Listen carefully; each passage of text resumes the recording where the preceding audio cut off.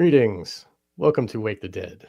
Today we are continuing in our deep dive investigation into Manchurian Candidate titled From Fiction to Fact. This is part 8 with our good friend, guest William Ramsey. And today it is a swapcast with our other good friend, Dr. Hans Utter, the host of the Resonant State podcast. Welcome, Hans. Hey, Sean, great to be here. Thanks for your mellifluous introduction. And yeah, I'm looking forward to continuing our hypnotic journey into, you know, we we're living. The mass functioning of the stuff is very important, right? And William played a song "Kill the Government," but they had the vaccine mandate with blood splattered on it, and in the music video, and that's sort of the trauma conditioning hypnotic effect that we can, I would, sorry to be tangential, but so the first mass shooting, right, in United States history was 1966, right? August 8th. I think it was August 1st. This was 66 and there was a gap, but there was only a few, right? If you look at the timeline, I mean, you have got Columbine, there was the Chinese dude at Virginia Tech. Um, but the first one, that was the first one, and he was an all American boy and went up on the tower, right? And just started shooting people. And now it's, Whitman, right? yeah, Whitman. yeah. And now it's like, I don't know if there's anything going on currently, but we're having dozens of them a year. And so I'm, I would hypothesize that some of this type of conditioning can be done remotely without even direct, you don't have to lock them in the dungeon to get, you know what I mean? Or whatever. Just wanted to bring up, sorry, William, but uh, this was talked about in Full Metal Jacket, and Hartman was in front of all the cadets or whatever, telling them about this guy was with a bolt action rifle, like got these many shots, killed these many people, and where did he learn to shoot like that? The Marines. Everybody's like, yay. And he's like, we're going to teach you to be a good murderer in the Marines. And then we look at what we saw, what we were reading about in the earlier episodes with Program to Kill. Where did they learn that? In the Marines, or in the whatever, the Navy Military. and all that shit, military in general, right? So that's a good little caveat. Wanted to make sure, and everybody remembers that from the Kubrick movie. So welcome, William. Hello. Great to be here. Thanks for having me back, guys. Yeah. I really like to read through this document, but also the commentary, even the so-called tangents. Everything's important because you're bringing it into the stuff. And I think that you see that mind control theme throughout all of Kubrick's films, and it includes Full Metal Jacket. It's about personality transformation, right? Much like Alex Yes. DeLarge in Clockwork Orange. Or even Bill Harford is going through a serious personality change where he's seeing things that he hadn't seen before, and then he goes back to normal. Like, let's just go back and do the same thing we did. He doesn't learn. And Yeah, maybe he goes back into the Matrix. Yeah, maybe even The Shining is person like watching a person go through schismogenesis, a Mm. word I learned from Hans. So you see those themes. Anyway, it's important to see those. But yeah, the first mass shooting, Whitman. 8166, Texas, 8166, a cold holiday, right? It's August 1st. It's some kind of witchcraft holiday. Then you have this Temple of Oh, Satan, the Satanic Church, whatever, May 1st, right? Lammas. 66. Lammas is Llamas, the one that you're Llamas, yeah. talking about, the middle of summer, right? Yeah. That was the day of the shooting. So you can see this Wow, sort of numerology rolling this stuff out. interesting.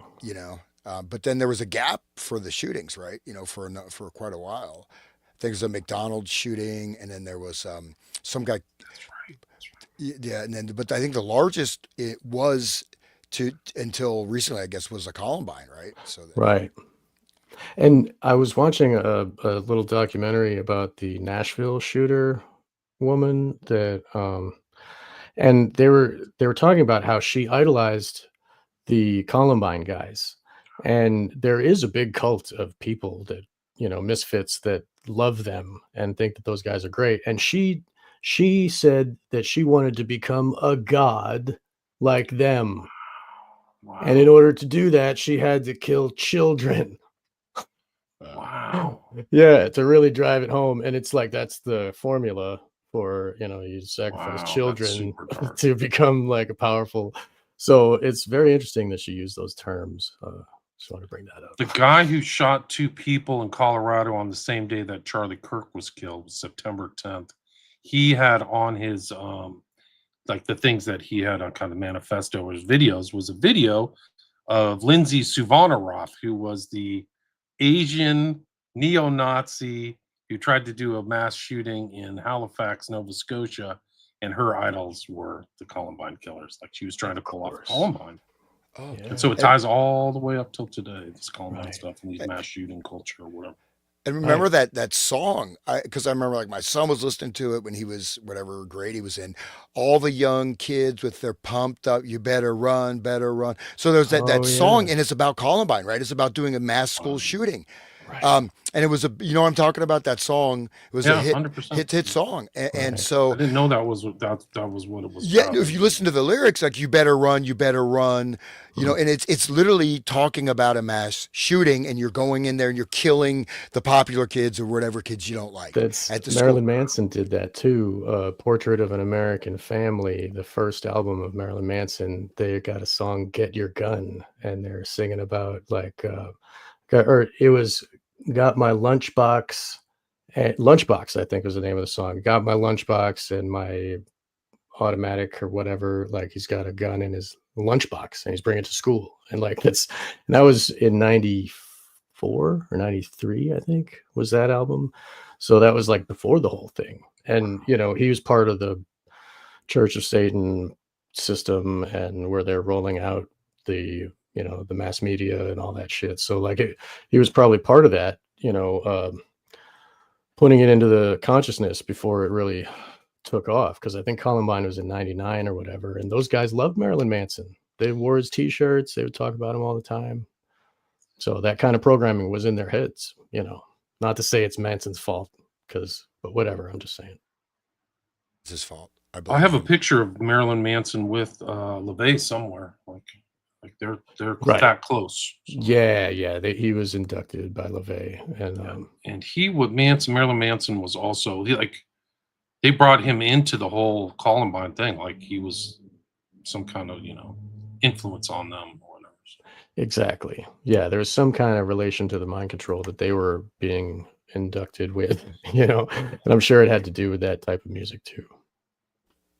Because the people that make the music are creating the mind control per their orders from their higher ups, the satanic fucking controllers. So, like, it only makes sense that Manson was, like, told to do that. You know what I mean? Like, this is part of the system of, create the chaos at the school and make the kids hate their parents and hate everything and hate the world, become nihilistic when you're still in high school. Like, I was there. Anyway, I fell into that trap too. Uh, I got better, I think. well, you know, uh, like I have a friend also, he was really into Marilyn Manson, said it really brought him down. And I think I made it a show with you, Sean, but I mean, he literally says like, you're a piece of crap and I'm going to psychologically abuse you as you listen to Yeah, this music, and I'm going to laugh about it as I make you feel more worthless. But my friend, he said it really affected him deeply, right? And this music is extremely negative, right? It right. really pushes you into a very dark state. I mean, I've heard this from 3 or 4 different people that they really got into Marilyn Manson and what it did to their at least their Right. lives during that time. Right. They would chant, "I hate love, I love hate." And, that was the one that you're talking about. We did talk about it on Wake the Dead, and, it was one of the later songs where he was singing about, like, cash is a poor man's money. It was one of the lines I think I remember from that song. But yeah, it is very like, I mean, but that's that's what Satanism does. It just turns everything good bad, and, rubs your face in it, like rub your nose in the evil. But we're getting way off track. Sorry, William. Let's get back into this. I'm gonna see if I can find that LaVey pic. I Oh, find okay. it interesting. I gotta get my external hard drive on here. I got all my That's from the old information. days. What's that? That's from the old days when he was a young man. He had Yeah, the yeah. like, and yeah, like that. basically like the Church of Satan, it's not like a priest like Manson is like a big huge deal. He's like there's a lot of people that are priests. Like my friend Mark Passio was a priest, given the paperwork, and because he was singer of another band called In Satanity, and he was pushing the ideals and the psychology of Satanism into society, and they rewarded him with like an honorary priesthood because that's just what he was already doing, furthering the psychology of Satanism and pushing it. So they kind of like gifted him, oh yeah, good job, buddy, and gave him a title as priest. So Marilyn Manson getting a priest title is not like he's one of the select few. It's kind of like he's one of the many that are pushing those ideas, and was just ordained, like given a priesthood. There's other higher ups above priest. Priest is like the lowest level, right? Whatever. So Manson getting inducted as a priest is not such a big deal. It's not like they're not going on retreats together and hanging out and swapping wives and shit. They're just it's just like formal paperwork. Basically, they got a picture taken, like whatever, as far as I know. So I can't find that picture. I don't know what happened to it. It does exist. yeah, I can imagine it in my mind. I've seen it a million times. Yeah, it's somewhere. Maybe it's online. That was right before LeVay died, a couple years. I do have pictures of Manson with Damien Eccles. Right, of course. Got some of those. And Manson's got tattoos of the spiral heart. And the pedo thing. yeah, the pedo thing. And like his girlfriend now is like some 15-year-old blonde girl. And then, I mean, there were those rumors that he was abusing women, but I don't know if anything ever came of that. He did pull a gun on like the Rolling Stone guy because he wanted to be on the cover. And he was like, I'm going to be on the cover. They're like, no. And he pulled a gun and was like, I'm going to be on the cover. And the guy's like, okay, buddy. So, I mean, that's a story. Goes to show the psychology of the individual. But anyway, it is kind of off track. We are here to talk about the G.H. Estabrooks correspondence with the FBI, spanning from the 1936 to the 70s, was it 80s? All the way up to the 70s, I think that their correspondence went for a long time, if I remember correctly. So it's 498 pages of FOIA documents that are unredacted. And we were here last show. We were reading from this. We got to about page 17. I'm not sure if we're going to read every page, but so far this has been very interesting and exciting to learn. So Yeah. I want to read some more. I would say skip page 17. It's just a generic thing. I think the next one, though, is quite good. That's just my, I mean, you can read it, but there's nothing. The one that's showing you don't like this one, the special demonstration on hypnotic technique, that's my 17. Oh, my 17 is a following report is submitted. Oh, no, that's a good one. Yes, we should start with that. Yes. Yeah, that's a good one. Anybody want to like to read? I will if you don't. Oh, go ahead, William. Sean? I'll read this one. Federal Bureau of Investigation, J. Edgar Hoover Director, memorandum for Mr. Edwards. Special demonstration on hypnotic technique by Dr. G.H. Estabrooks. The following report is submitted concerning the special demonstration on hypnotic technique by Dr. G.H. Estabrooks before the Executive Conference and several members of the laboratory at 8:00 p.m. on July 31st, 1936. On the whole, the demonstration was fairly impressive.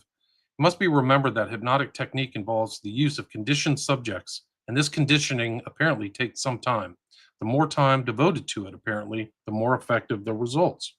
In this regard, Dr. Estabrooks was somewhat handicapped, having but a 5-day period here in Washington in which to condition the two subjects. So let's talk about preconditioning, and more time, the better the outlook, right? In this regard, Dr. Estabrooks was somewhat handicapped. Of course, it is realized that the very same problem constitutes one of the biggest obstacles to the possible use of any such technique from the practical investigative standpoint. In the first demonstration given, Mr. D.J. Parsons of the laboratory was put in a hypnotic state by Dr. Estabrooks in a period of about 1 minute, using suggestions only. That is, no artificial gadgets such as lights, mirrors, or otherwise were used. The doctor, after giving a signal which had previously been suggested on a number of times under hypnosis to Parsons, and which constituted lighting a cigarette, then proceeded orally suggesting that Parsons was going into a relaxed state. So there you go. So this suggestion and a signal, right, or a trigger. He kept the subject in the state for a period of 4 or 5 minutes, during which he caused him to rigidly stiffen his arm, rotate his hands in a certain specified manner, and also ask simple questions as, for instance, "Did you go to Quantico today?" To which he was successful in receiving replies. Upon returning to consciousness, Parsons had but a very vague memory of what took place. So just to kind of reiterate what Sean was talking about, this whole series, we did use Manchurian Candidate as kind of a template or an exemplar. We talked about Condon's intro to Operation Mind Control, Grok the Clown, and then we did Mind Control 101, the intro to Program to Kill by McGowan. And so this is like the actual real stuff. Like this is what it's kind of leading up to, and it goes back to the 30s. Goes to show you only 5 days to program those triggers into the mind. Like, wow. Imagine if he had like years, or like some of these guys, like we're leading up to Sirhan, and also like if I don't know how far we'll get through. I mean, I've told these guys we could do like 30 or 40, 50 episodes of this, but like when you get into Sirhan, you see these techniques are obviously being used on him. He's like somebody's tampered with him, and Chapman and stuff. And I've done shows with you guys about Catchers in the Rye and things like that. Right. In the second demonstration, he used Mr. R.A. Lovett of the technical laboratory using an even quieter technique. He appeared to be successful in causing hypnotic sleep in perhaps 30 seconds with this subject. Throughout this test, he merely questioned the subject, putting simple questions and getting simple yes and no answers, except where the subject gave his street address upon request. Following this, he demonstrated and explained the use of the technique where it involved a Victrola record prepared by him. Later on, he gave a demonstration of the effectiveness of the Victrola record, during which time both of the above-named subjects again went into a hypnotic state under the sole influence of the Victrola record. Just think about that. With who owns the radio? And everybody in America is listening to the radio during these years, like it's what, instead of them being able to choose what's on the Victrola, the big cult is the one choosing what goes on the radio and what people have to hear again and again, and what is programming and what. It's very interesting what this, how we can relate that to the real life. Well, Gordon Allport, right? So he had the book, The Psychology of Radio, around the same time. And again, the radio was tightly controlled, and they were using FDR as the model. And in a sense, FDR was doing his fireside chats were like a type of hypnotic induction, also in terms of how he becomes the father, the patriarch. He becomes a patriarch of the house. He becomes the leader of the family, right? The radio voice. So that, and this all was being done at the same time. And so you can see that this is very, telling, because I mean, if they can, what does the conditioning consist of, right? The conditioning, right. And then you have the record, and boom. So, to what extent, I mean, again, Gordon Allport, The Psychology of Radio, really going into this as the effect on consciousness. And if you have the, of course, not so much talking about hypnosis, but I'm sure he was part of the same, governmental circles at the time. There's so much potential that they own all the radio waves, and then they're going to own the TV waves too, just think about if they can make somebody in 30 seconds fall under a trance and do whatever they want, what are they doing with the radio and TV? It's amazing. It really is something else. And one of the things that I found out, somebody sent me, is that in the 09A, I wrote the book Global Death Cult, something that I missed going through. They literally have something. It's from the Fourfold Way, from the Temple of Blood writings. It's, quote, "Either by proxy or hypnosis, Use it to find a feeble-minded individual that goes on a suicide mission to bomb or eliminate targets such as journalists, Nazarenes, police, snitches, perverts, junkies, anti-white Zionists, cultural Marxists, or other targets. They literally are talking about hypnosis in 09A literature. Crazy. Wow. I mean, that stuff is they self-hypnosis. They give themselves hypnosis in inducing themselves by reading these papers that are telling them all this crazy.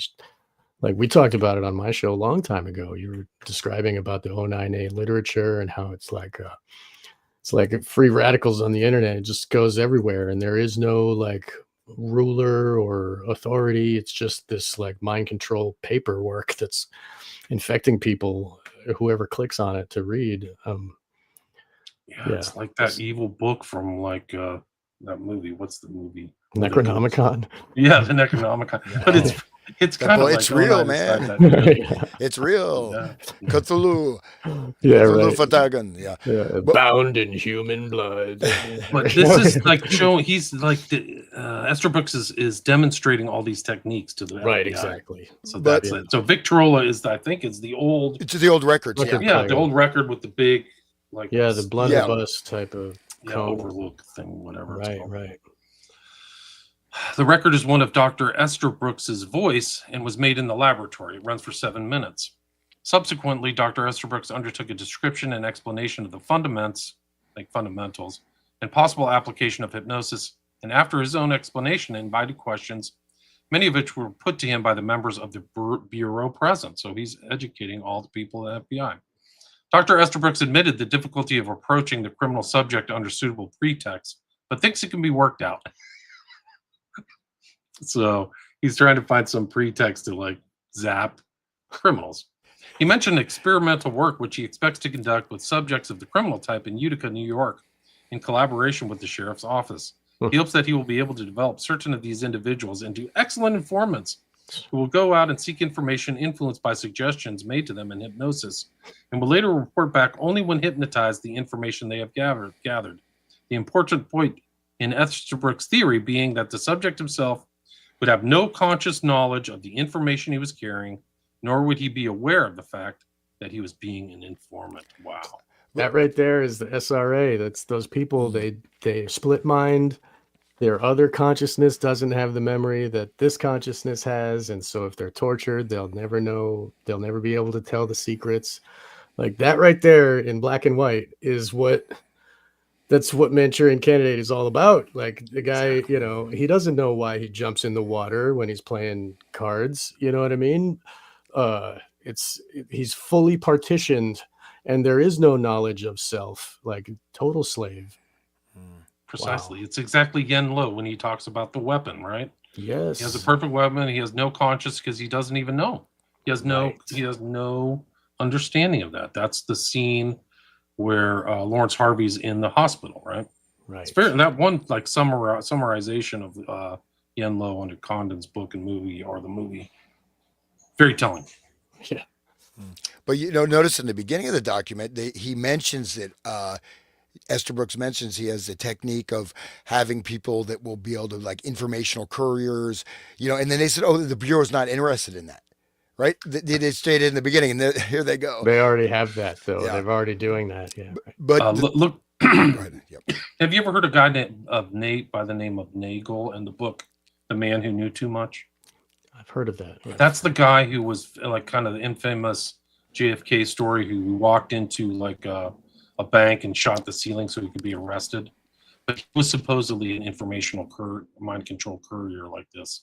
And that's, you know, from the 40s and 50s. That's a whole nother show. Maybe I could bring it up in a future episode of this if we do more episodes, but it's really an interesting side story. But it's almost like the pizza GATE guy that went and shot one bullet into the computer that had all the information with the PEDO and, you know, pictures and stuff. And his dad was like total like deep state type person or something. Right. Yeah, I heard Sam Tripoli was talking about how like that guy's parents worked for the Clintons or whatever. Yeah, like something like that. It's very convenient. Wow. Do you know that Kamala Harris's sister was very much involved in Pizzagate? Like she was involved that she would go to Man, stuff at the Comet Pizza and stuff. Uh, some of those recordings of the bands and what they say is so sick. Yeah, they're Anyway, we're hinting getting at off less of track it. again. I mean, it The- is kind of all connected, but still, like, ugh, but the thing is like these techniques bled out, and maybe is a proper term, into satanic ritual abuse. right, So I think that they knew, like somebody brought this, became used in cult settings and stuff. This kind of right, stuff. exactly. Because that's how to make a perfect victim. Also, is somebody that doesn't even know what's happening, or they're in total dissociation, and they can't, Total their dissociation. front consciousness disappears, and then they allow themselves to be raped on or whatever because they don't, they have this learned helplessness. Like it makes sense that's. Never mind. Keep going here. It's interesting because you people may have run across some of the stuff in their day-to-day lives and not known it, not understood what was happening. Because that happened to me while I was in college with that person that I met from the Children of God. Like she was definitely tampered with. She Right. dissociated. And I don't think she was self-aware of what was going on.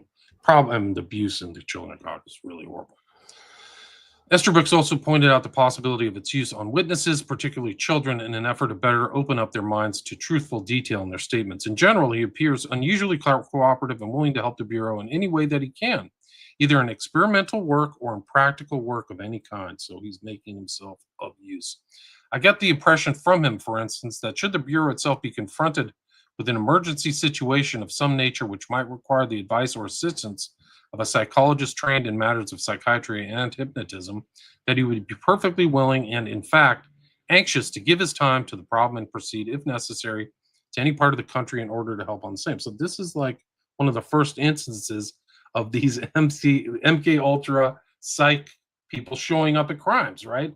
And if you look at all these assassins, there's psychiatrists and so all around them. They're surrounding these Right. people, whether it's Surian, Chapman, even Oswald, James Earl Ray, Hinckley, they're just everywhere. So this is the beginning of this kind of secret kind of technique of these handlers being around. Right. And if you listen And to like is that yeah, go ahead. Go ahead. Is that related to the idea of profiling and where they created the idea of mass murderer and stuff around the same time? Is it I don't know. like that Mindhunter Yeah, documentary? Douglas. Or, Yeah. yeah. I think the first serial killer was like post World War II in Chicago, I Right. believe. Yeah. Okay. So this is earlier than that. Okay. Yep. Before they programmed him. Right. Just kidding. No. Yeah, it's crazy. I mean, but like these guys, people are realizing that there's a sinister people around them. Like Candace was friends with Kanye and influenced by Kanye, who had that guy Harley Schlanger around him, who was doing like mind control Pasternak. threats. Yeah. Pasternak. Right. Yes. Yeah.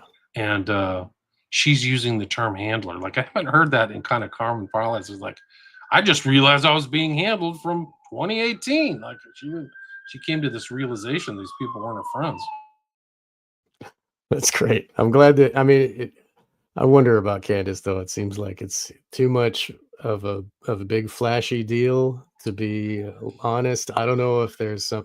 I mean, she is married to a rich Jew and she is a Roman Catholic, so I don't know if I can trust that all the way. But the thing is that a lot of these people are like celebrity influencers. Like they're developed. Like she was Yes, developed and she broke free, man. Like that's the but worst thing possible. That's what you Kirk think was she trying to do. broke free. It No. seems like she broke free, just like Tucker broke free, but now he's got more audience and like he's still like oh, you'll talk about building 7 now. Oh, it seems like I can trust the guy now. I think they're just trying to get you. I think I don't know if you should trust any of that shit. I mean, look at Paranoid that. there, Sean? No. A little bit. I mean, I've been watching the news for many years. Well, I mean that's actually one of the sheep dipping, right? I mean Exactly. this is that technique. I mean, you want to be able to trust people, but then also it's also if people break free, it's easy to put leverage like we'll just kill you and your family, or we'll kill your family, Right. and but you know I want to be on Tucker's show one day, so I don't want to bash him, but Okay, good he's plan. kind of no. That guy did some. Actually, a dude from Ohio is on just some writer guy. It's and then he's talking about music. Demonic influence in rock with some Oh, celebrity, some dude who's like son of some action hero. Like, what the hell you know about music, bro? you'd Why blow did him out of the water. I don't know why they don't he choose didn't call? He choose didn't you, call man. me, man. Yeah, what the hell? Tucker, come on, nigga. Nope. Edit point. Edit it Now out. he's definitely gonna call you, right? He's not gonna call me. He's had some guests on there that don't have a lot of they're not well known. So it's Right. an interesting thing to watch. Like Right. some But people, then, like I mean, usually they it's- have like a pool of fellow high status, high follower people on it, but he's not holding true to that. Yeah, like that Which is other guy that interesting. Nick Fuentes was on there the other day. Like, you could be like him, Hans. You could be as famous as that guy. I You would just have to not. call everybody racist. I don't know. I'll shut up. Anyway, we'll keep going. He here. that's another one. That's part of the assassin. They're like that one guy tried to go to his house and kill him. That Oh, figure. Nick Fuentes, yeah. Yeah. But then They're again, just trying to make us all whooped up and angry. It's but if you look at like Guy Debord, right, Society of the Spectacle. So what you see on TV is reality. What you see in front of you is no longer real, right? And so we're really in pretty extreme level of people being in this virtualization where as seen on TV, Yeah. as seen on TV, and so this, it is, and even just positioning. You just put a little subtle spin, into this point, vector point, in a sort of a narrative construction, social configuration, and you get a result. It may be, you know what I mean? It's like billiard balls, right? It may be this person will influence that person, influence this, you know what I mean? And so, but again, it's hard to say, I mean, maybe people are off the reservation, I mean, that's great. Right. We have to see the fruits of their labor before we can choose. Candace is getting us thinking, at least. I don't know. Tucker, at least we're talking about Building 7, so that's good. Building what? No. At least she's still talking about the Kirk. She's talking about the Kirk assassination. Right. It's so telling that these guys have moved on. Like they're not the story. The cover story of the Kirk assassination is a fairy tale. It cannot be believed by a rational person. Right. So when people say I'm going to trust the FBI and believe what they said, they're dodging. They're pushing it off. Like there's Megyn Kelly's like, well, I have no reason not to trust the FBI. Are you saying that? She literally said that. I was like, what? Like, wow, dude. You have no idea. This is like an obvious dodge, and there's another couple. But like, they're training our minds. We're watching the show, and they are giving us the internal thoughts that we're going to have. And then when we walk away from the TV, we're going to think, well, there's no reason I shouldn't trust the FBI. You know what I mean? It's implanting. So of course she's going to say that crap. Well, see, that's the dimensions though. Like what I was mentioning, like the billiard balls are different points. So, for example, you've got the obviously fake assassin, right, with 30-06, and then he's got stuff, and he took his gun apart, and it's complete BS, right? The guy couldn't even shoot. There was no bullet, like. Yeah. But you see that, and this guy's going to getting convicted, and then so you lose faith in the government, you lose faith in what is real, what is not real. So it pushes people also into that, you say eubulia, loss of will, or just, what, maybe they're trying to, this EBT thing is trying to, they've been trying to like pump the race war thing for quite a while, man. Yeah, dude. That Civil War movie and all, the Leave the World Behind, those kind of programming things that we had at the beginning of the year and last year, they're really pushing it. You're right. It's really crazy, guys. I mean, the whole Charlie Kirk thing, they're finding people in that TPUSA who did the strangest things after he got shot on September 10th. Things that don't make sense. Like, I got to get this thing on my social media. I'm going to take a video right now. I'm walking off with my phone. Like, they're not helping. Like it's not, those are not natural responses. The natural response would be to get down, because you could be shot too. How would you know how many shots are going? If somebody could be like Whitman, just plucking off people for fun, because they're all, if you're really an avowed leftist, why don't you just blow away a bunch of other students too? Because they're all, Nazi conservatives, right? Like, why not just blow everybody away instead of just shoot Kirk? I think that's a tell. Like, That's why the not? spirit, William. I'm just saying. Well, Like, you hey, know, this is my I opportunity. know. I'm I'm angry kidding. at the hate. Right. I'm gonna go. but his wife, horns of love, man. You know, But like, you some know, of the it's people, what they call it. There we go. Horns of Chief- love bro, at the funeral. Kirk's chief of staff just like put a phone up to his ear and walked off calmly, like he didn't even duck and cover. Right. Like, that's a tell. Like, why? It's like the dog that didn't bark. Like, this is not the natural response. Yet other people in his organization who like got up and did social media, they just shot Charlie Kirk. Who's they? You're using a plural pronoun. Like, all kinds of, I mean, stuff that just boggles the mind. Jimmy Dore's doing a good job. He's covering a lot of that stuff. Yeah, he is. That's right. Yeah. I'm glad He's to actually I'm glad to be aware when this shit is happening. You know what I mean? They're not going to fool us. They're not fooling you, obviously, William. You know what I mean? No, Like no. they get, just like in 9/11, they were like, oh yeah, kerosene melts steel beams. Like, okay. And everybody wants to accept a lie and like live with the cognitive dissonance and just, okay, I can trust the government. It's fine. I would rather not believe that they would do such a thing. It's easier for my consciousness to be safe. But you know the reality, and Hans knows the reality. This government is not your friend. He must have really been driving him crazy for a long time. It's my guess. Like, and then in July they just went, "We got to get rid of him. He's a problem." We've used him. Like, it's very treacherous because he was involved in getting the right elected. But like, we've used him up. He's being a problem. He's not about blowing up Iran. He's distrusting Israel, and this is it. Like, okay. Right. And that was the He thinks circumcision is a bad idea. Get him. 2 independent persons, like few, and then Oprah's face cream, man. Oh, right. Yeah, right. But another thing, just to throw this out there, is that sort of in terms of the hypnosis thing or the suggestion imprints. Look at 9/11, seeing those images all the time. Bomb, bomb, bomb, bomb. JFK assassination. Charlie Kirk. People just walk over and over and over and over and over again. You're seeing it, right? And so this is also part of that imprinting, right? Trauma. Trauma imprinting, and then you got the other side, people saying, "Oh, Charlie Kirk is in, somewhere in the Caribbean on a cruise ship. He never died. His corpse is made out of wax." I mean, right. And then there's also, again, you have this other side where everything is fake now, right? Nothing actually happens. Everything is completely a simulation, right? Even like David Icke says, the moon is fake, dude.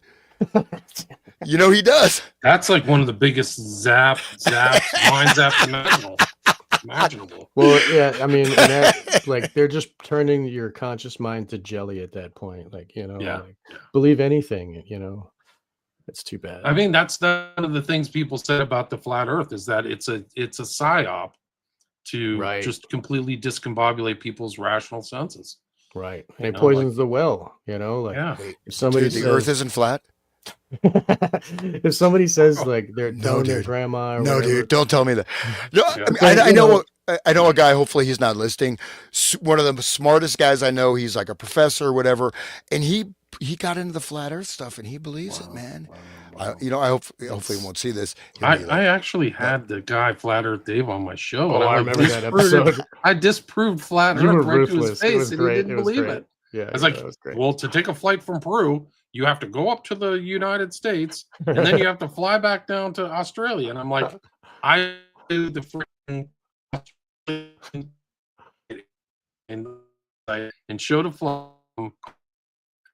It's getting roboted.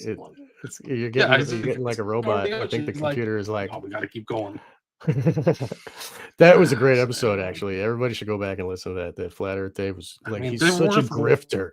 He just wants to sell that app, and it's like $7 for that app, and every day the app tells you a new lie. It gives you a documentary about Flat Earth every day to keep you into it's like what Estabrooks does, the dude from McGill University with the depatterning, you know what I mean? Like that you wake up and you read this, you get this new fact about flat Earth every day. That's gonna make you believe. It's really profound. Right. Yeah. Imagine those people that have been warped, like a Scientologist, where you think that there's a place called Tegiak where Xenu lives. Right. And you're implanted with beings. I mean, imagine how effed up your worldview is. So I actually know someone, or I met someone. This little anecdote. I went to Narconon, which was a drug rehab run by Scientologists, and it was in like not Huntington, but in Newport Beach, and it was great. It was like right on the beach, and it was beautiful. And the thing is that they had you sit in saunas and like sweat out your drugs or whatever your toxins. And I was only there for cannabis to satisfy a court, but other people were like getting high in the sauna and shit. It was really crazy. There were people would like sweat out red phosphorus from in between their toes because there would be meth. There were meth cooks and they were breathing the shit. Oh, shit. It actually works, and but anyway, it's crazy. They would, and there was a lady there that thinks she was one of the original 4,000 souls that was like put in the volcano, and melted and like all that shit. She drinks calcium magnesium, and we were supposed to drink a little cup of it, and it makes you uh, have diarrhea. It's like that's what it does. It's just to clean your system out. And she would go and drink a full glass, and she's got to be an alien. Like, who the hell could do that? Like, oh my god. But she thought that she was the leader, running the place, and she believed that she was one of those alien souls that was here. It was interesting. Well, I mean, Jehovah's Witness, right? They have this belief system where there's some like weird planetary system, whatever Pleiades, something or other, and then the immortality comes when your consciousness is uploaded. Whoa. So they had, and that's going back for. So I mean, in these You things, have to work your way into heaven. There's only going to be Right. 144,000 people, so you better get back out on that street and get some more adherence and make some money. Like, it's not saved by grace. It's like works-based stuff. Like, imagine how horrible that is. God, you can't even call that Christianity. It's just a complete slavery, right? Yeah. It's mental slavery. Like, you enslave people. that too. Well, you get these belief systems. I mean, these become reality shaping paradigms, right? So, like in the Scientology, like like there's like the barriers to learning. I think is a super cool thing from Scientology, actually, because it's a kinesthetic way of. So it's actually I just throw that out there. It is very good. Barriers to learning is like when you don't grasp something or whatever. It has like absence. You have this kinesthetic sense and how you don't understand a word, right? So that little thing is actually good and interesting, right? But okay, but to say you get into it and then you spend more and more money, and as you get to the big thing, the spaceship, and or even Mormonism, right? Don't they have like Right. Yeah, some of the stuff isn't revealed to you until you're in. and then you're like, oh my, and then you can't, you're into this totally whacked out reality, but you've invested so much of your psychic energy that if you try to separate from it, it'll probably shatter your personality. You become like they're all messed up. Everybody who's been through Scientology is a kind of like wrecked soul in a way. I've never met one who's like, yeah, I was deep in for 8 years and like I was done and never looked back. They all will look back. They're like, what the funk happened? I said, you went through a freaking mega mind control cult, bro. Just like all of Alex, very advanced techniques. But sacred underwear, dude. Sacred underwear. All of Aleister Crowley's wives, they all lost their consciousness too. Same thing. Like, they just wanted to kill themselves or whatever. But I have taken that thing for Mormonism, the sacred underwear. You just never take it off, and it's awesome. I'm just kidding. I'm totally kidding. I'm kidding. Erase it. Oh, it's live. Erase that. But I mean, think about that. Like, so you're going, and the thing is that it's that initial. As soon as you catch these sort of weird, irrational things, right? This should be like a red flag, right? But that's almost like the warning point, right? When if you keep going, that's like you're giving your consent. Yeah. And then you become more and more conditioned, more and more invested, and then basically, what are you, man? You're an alien. Yeah. But this is it. Look, this is the same theme as this whole thing we're reading right here. It's how much conditioning you did. And it goes the same way with government. How much conditioning are we, like every 4 years we vote, every 2 years we vote. We keep, giving our consent to this like system, and we keep thinking insane thoughts. And, Sean, you don't trust the government? You don't love the government? What's wrong with you? YouTube is listening. YouTube. They only take half of your tax dollars and never give anything back in return. You don't have health care. Not mine. Debt. You can't afford a $500 charge. Why don't you love the government? What's wrong Yeah. with you? You I think heretic. what's wrong with me? Yeah. That's the thing. Yeah. Yep. Why don't you pledge to the flag? Yeah. What's wrong with you, man? Yeah, it's you. Why It's don't your you vote? Like you the gotta government's perfect. It's not corrupt. yeah. These people, they're like J. Edgar Hoover. They're looking out for you, man. Yeah. They love you. It works perfectly because they have these techniques of making total slaves, and it works just like planned, you know. Amen. Yeah. Amen. He further right. he So I was further gonna say- indicated that he is planning to continue his experiments quite extensively at Colgate University. Who else was at Colgate? Louis Jolyon West. And invited the Bureau to have me and some other representative of the Bureau visit there occasionally and examine the work being done to make suggestions and, if need be, to ask for the consideration of any special problem. So people are going to be visiting Colgate from the FBI. All in all, I feel that the fundamental principles of hypnotism have been adequately demonstrated by Dr. Estabrook on his visit here and are not being disputed. The real problem, as it seems to me, is that of any practical application of these principles. I think we should all give some thought and consideration to the possibility of obtaining any value which might exist in such methods applied to interrogation work, particularly in special or unusual instances which might confront the Bureau. I do not see where we can lay down any definite program for this, however, except to keep in touch and on friendly terms with Dr. Estabrooks and keep up to date on his experiments, and as opportunity might present itself in connection with the actual work of the Bureau, where everything is not only ideal from the subject standpoint, but absolutely safe from the Bureau standpoint, perhaps enlist the aid of Dr. Estabrooks. So they're thinking about enlisting the aid. Saturday afternoon, Mr. Acers took Dr. Estabrooks on a tour of the Bureau, at which time he was fingerprinted. I'm attaching a letter from the director's signature, thanking the doctor for his visit here and acknowledging the fingerprint card. Respectfully, EP Coffee. So just incredible stuff. Like they're very close attachment. And you know, Colgate is what, mid New York City, New York State, I think. And what they're talking about interrogations too. And like what, you know, after 9/11, we had those special interrogations or whatever they framed it as. I forget the wording, but where they were doing waterboarding and these other types of, you know, when somebody's being waterboarded, they think they're going to die. You know what I mean? That's the fear they're getting and they can't breathe. So this, I'm sure, came from these techniques, you know, this enhanced interrogation. Yeah, I think so. And that very important in World War II. So they have all the Camerons there. They're interrogating all the ex-Nazis. They're trying to figure out that stuff. And also the Korean War. So that's all the Manchurian stuff and interrogation and what happened in captivity and things like that. So very important topic, I think, for these guys. But this is missives. These are correspondence between Hoover and Estabrooks. Like, dear Mr. Hoover, I want to thank you for your letter, August 4th. Hardly need to tell you that I most thoroughly enjoyed my Washington trip and obtained, I hope, a real insight into the nature of the Bureau's problem. So he's there to solve problems. It was extremely good of you to allow me the spare time in which to contact the other agencies who had expressed interest in my words. They're disseminating Estabrooks' ideas to the other agencies. I feel that as a result, we are in a position to discuss developments in a much more intelligent manner. Since my return, I've been following a lead, which will, I hope, enable me to give you folks a definite answer to one of the major problems which were discussed in the Friday conference. I will communicate with you more fully as soon as we are in a position to undertake experimental work along these lines.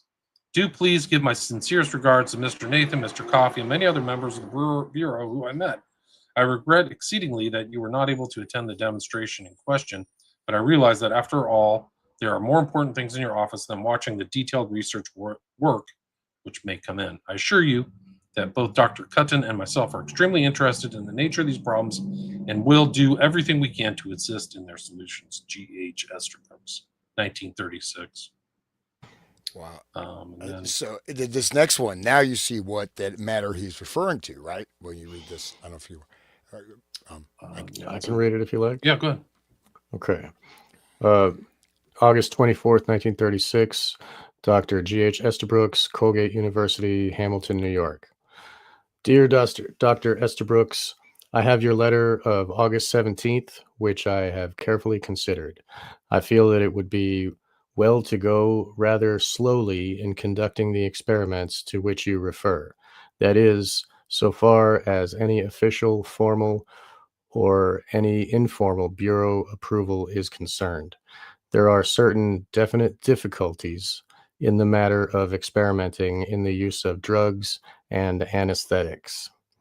I have, of course, complete and entire confidence in you, and it may well be that this confidence could be extended to other prominent research experts.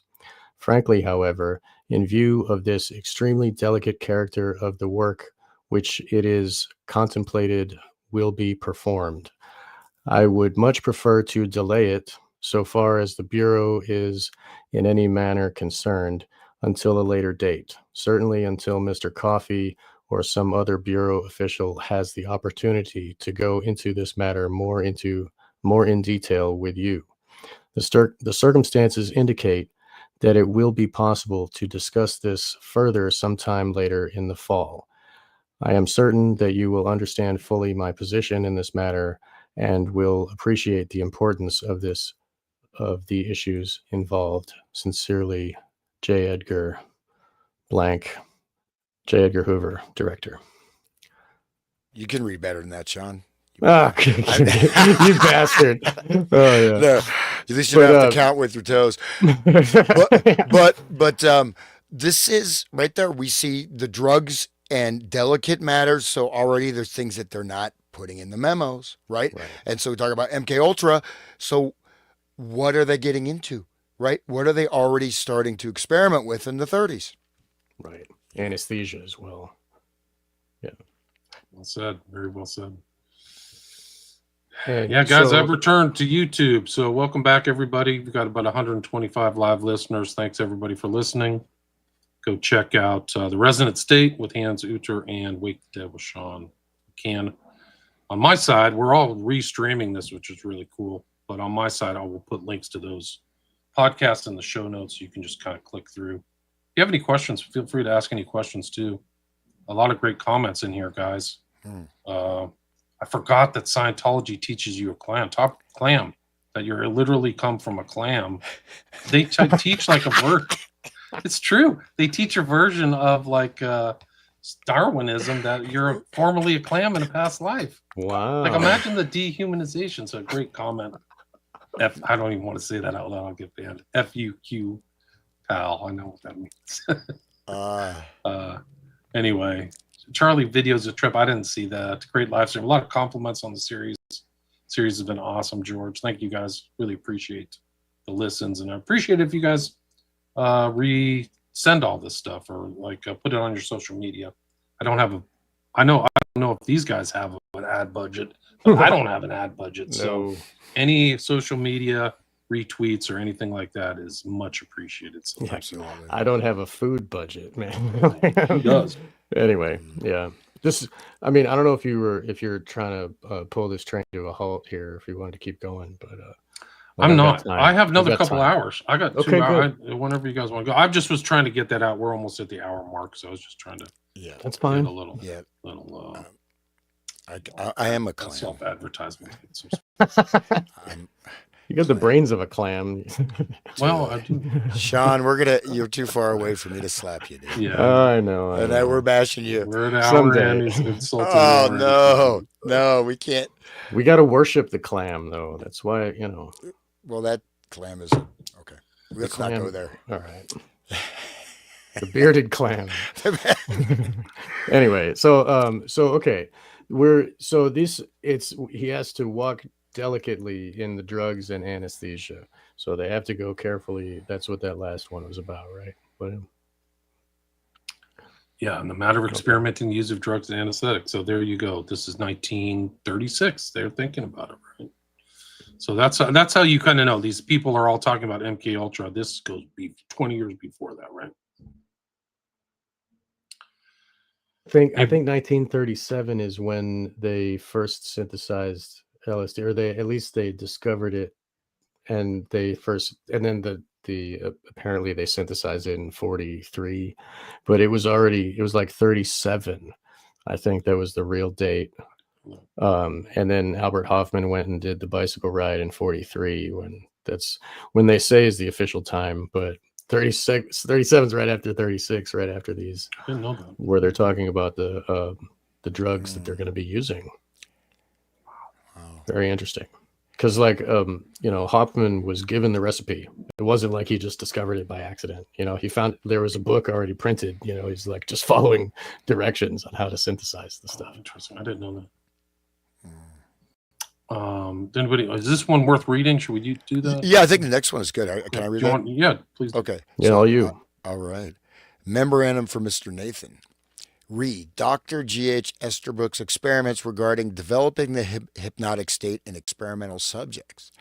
Dr. G.H. Esterbrook's letter of August 17th, 1936, advises that he has arranged with the superintendent of the psychiatric hospital at Syracuse and with Doctors Dooley and Boutner of the Syracuse Medical School to conduct experiments up there for this bureau, using various drugs and anesthetics as an aid to developing the hypnotic state in the experimental subjects. He further states that State Commissioner Parsons has placed his okay on the project, and he seeks permission of the director to carry on the experiments. He also infers that Dr. Boutner, the anesthesist, should be reimbursed if possible for time and materials, although the doctor would be willing to contribute them gratis if they could not be paid for. He further suggested it might be a good idea for me or some representative of the Bureau to confer up there with the group before the work began and or present at the first series of experiments, quote, with a view to keeping us on the right track, end quote. It looks as though Dr. Esterbrook is really moving ahead with this thing. In fact, he seems to be going a good deal further than he indicated when he was here at the Bureau. Of course, no suggestion was given to him here to the effect that the Bureau could take part in the conduct of experiments utilizing drugs and serums. As a matter of fact, he was distinctly told, and the reasons explained to him, that the Bureau could not officially be connected with such experiments. At the same time, I think his enthusiasm should be encouraged wherever the Bureau can safely do so, and for that matter, I see no harm in these gentlemen going ahead with their experiments on their own initiative, provided they do not use the Bureau as an authority for their doing so. I further think it might be well, if possible, to arrange some compensation for Dr. Boutner if he is going to put time and material in the experiments, although at the moment I'm frank to admit that I do not yet know the Bureau could reimburse him and yet not be connected with the experiments. We have previously made inquiries into the use of tourist serums and have observed some experiments and have conferred with various doctors, but we have always stopped short of the actual conduct of experiments ourselves, or where our name was connected, due to the remote but always present danger of injury or death to a subject of the experiment, as well as the danger of adverse press criticism for doing work of this kind. It might be well for me to go up there and try to straighten these gentlemen out, and perhaps the executive conference would wish to consider the whole subject. Respectfully, E.P. Coffee. Great stuff. I mean, this That's is it. interesting. They're realizing they want to money launder. They don't want to be connected, but they want to do it. So this is all what happened during MK Ultra, where they would use cutouts. They use front things, the Geschichter Fund, Human Ecology Fund, all these other things that kept distance from these institutions. So that's what Coffee's thinking. Like, it's incredible. And that is it CC'd or it goes to Mr. Nathan. This does. It has Edgar Hoover's name on it. That's the same way that they laundered the money to Wuhan for the whole thing that happened 5 years ago. With the Fauci was giving money to the the lowers that ended up giving it to the Wuhan and having it done over there in China, just like how they do things over there in Manchuria, for the programming and the science with the bats and the pangolins or whatever. But, to see these experiments, right, it's implied that these are not voluntary experiments, right? This is involuntary experimentation, and injury or death is, a clear, Always present. so that's not Sure. like, you're not, I don't know. I mean, it's like, it's serious, right? But then the Right. way he's like straightening these gentlemen out, there's a lot of, you know, I don't know. It's basically let's go for it. We got Yeah. we got a bunch of these doctors just experimenting on whoever comes in. All right, rock and roll. Just to keep the bureau out of it, we'll send him some money and say it's for dinner or something. Per diem. This is just how all the government works this way. It's so funny. Yeah, it's so true. Well said. How can you not trust the government, Sean? I cannot. believe I it. don't know. They're I'm always crazy. weaseling a way out of it. Every I must every be Mr. crazy. Body. Yeah, that's the way they go. They go straight to you're crazy, or try to delegitimize your Right. inquiries. Yeah. James Corbett Theorist. James Corbett just produced a documentary about how if you don't go along with the government, then you must be crazy, and how the medical industry is all about that. And now they, all they have to do is someone say, "Oh, he's crazy," and they can lock you up for 72 hours and do whatever. Dude, this is sorry, my camera is like I think it's possessed. It's like moving everywhere. I don't know why it's doing that. But no, this is really essential. Are you sure it's your camera? Are you sure it's not from the FBI or It's is it a pager camera? No, it's Have a you checked it out? It's a Scientologist. It's When a did clam, you get it? It's a clam brigade. Might have some PETN in there. But no, this mental health initiative stuff. I have to pull it up, but if you look, like, especially in Massachusetts, right, they have all these weird color coded things. All these colors are symbolic, and they have this inverse funnel thing where the first thing is law enforcement, and then the hospitalization, but it goes through, and they have all these initiatives, and this goes back to the UN stuff, mental hygiene stuff, cultural ecology, mental hygiene. And so there's a book, I think I mentioned to you, Sean, called Bats in the Belfry, about using mental health as the next phase of, like, literally locking people up. And so you have, like, I mentioned maybe, some, I think personally not on the show, but someone, some guy, whoever it was, broke the window on my car. And so that's fine. They broke into my car, but I called the police, and I'm trying to file a police report. Is like, good luck. You're not going to be able to file a police report. By the time you get through the menu, it's like, oh, it'll take 8 months to process this. Why don't you trust the government, Hans? But, I don't understand. But what I want to state, though, is in the menu, right? So I had to call the police, about 6 months before, and you can actually talk to a human being. Now on the menu, there's 3 separate buttons for mental health issues. Do you know someone who's having a mental health issue? Of course. Currently having a mental health issue. Are you currently having a mental health issue? Do you suspect someone might have a mental health issue? These are 3 separate menu items. To file a police report, you have to go through, like, friggin', press 20 buttons, and you have to listen to an hour and a 20-minute speech. You cannot file a police report if literally. And if you press the wrong button, you're back at the beginning. But mental health stuff, so you can just literally call up and say, I think my neighbor's losing his mind. Oh, let's take him away. And so this is really getting promoted. And I think this rollout, again, with this weird color coding stuff, again, check out Boston, but this is like the next phase of this. And it's quite scary, actually. That's really scary.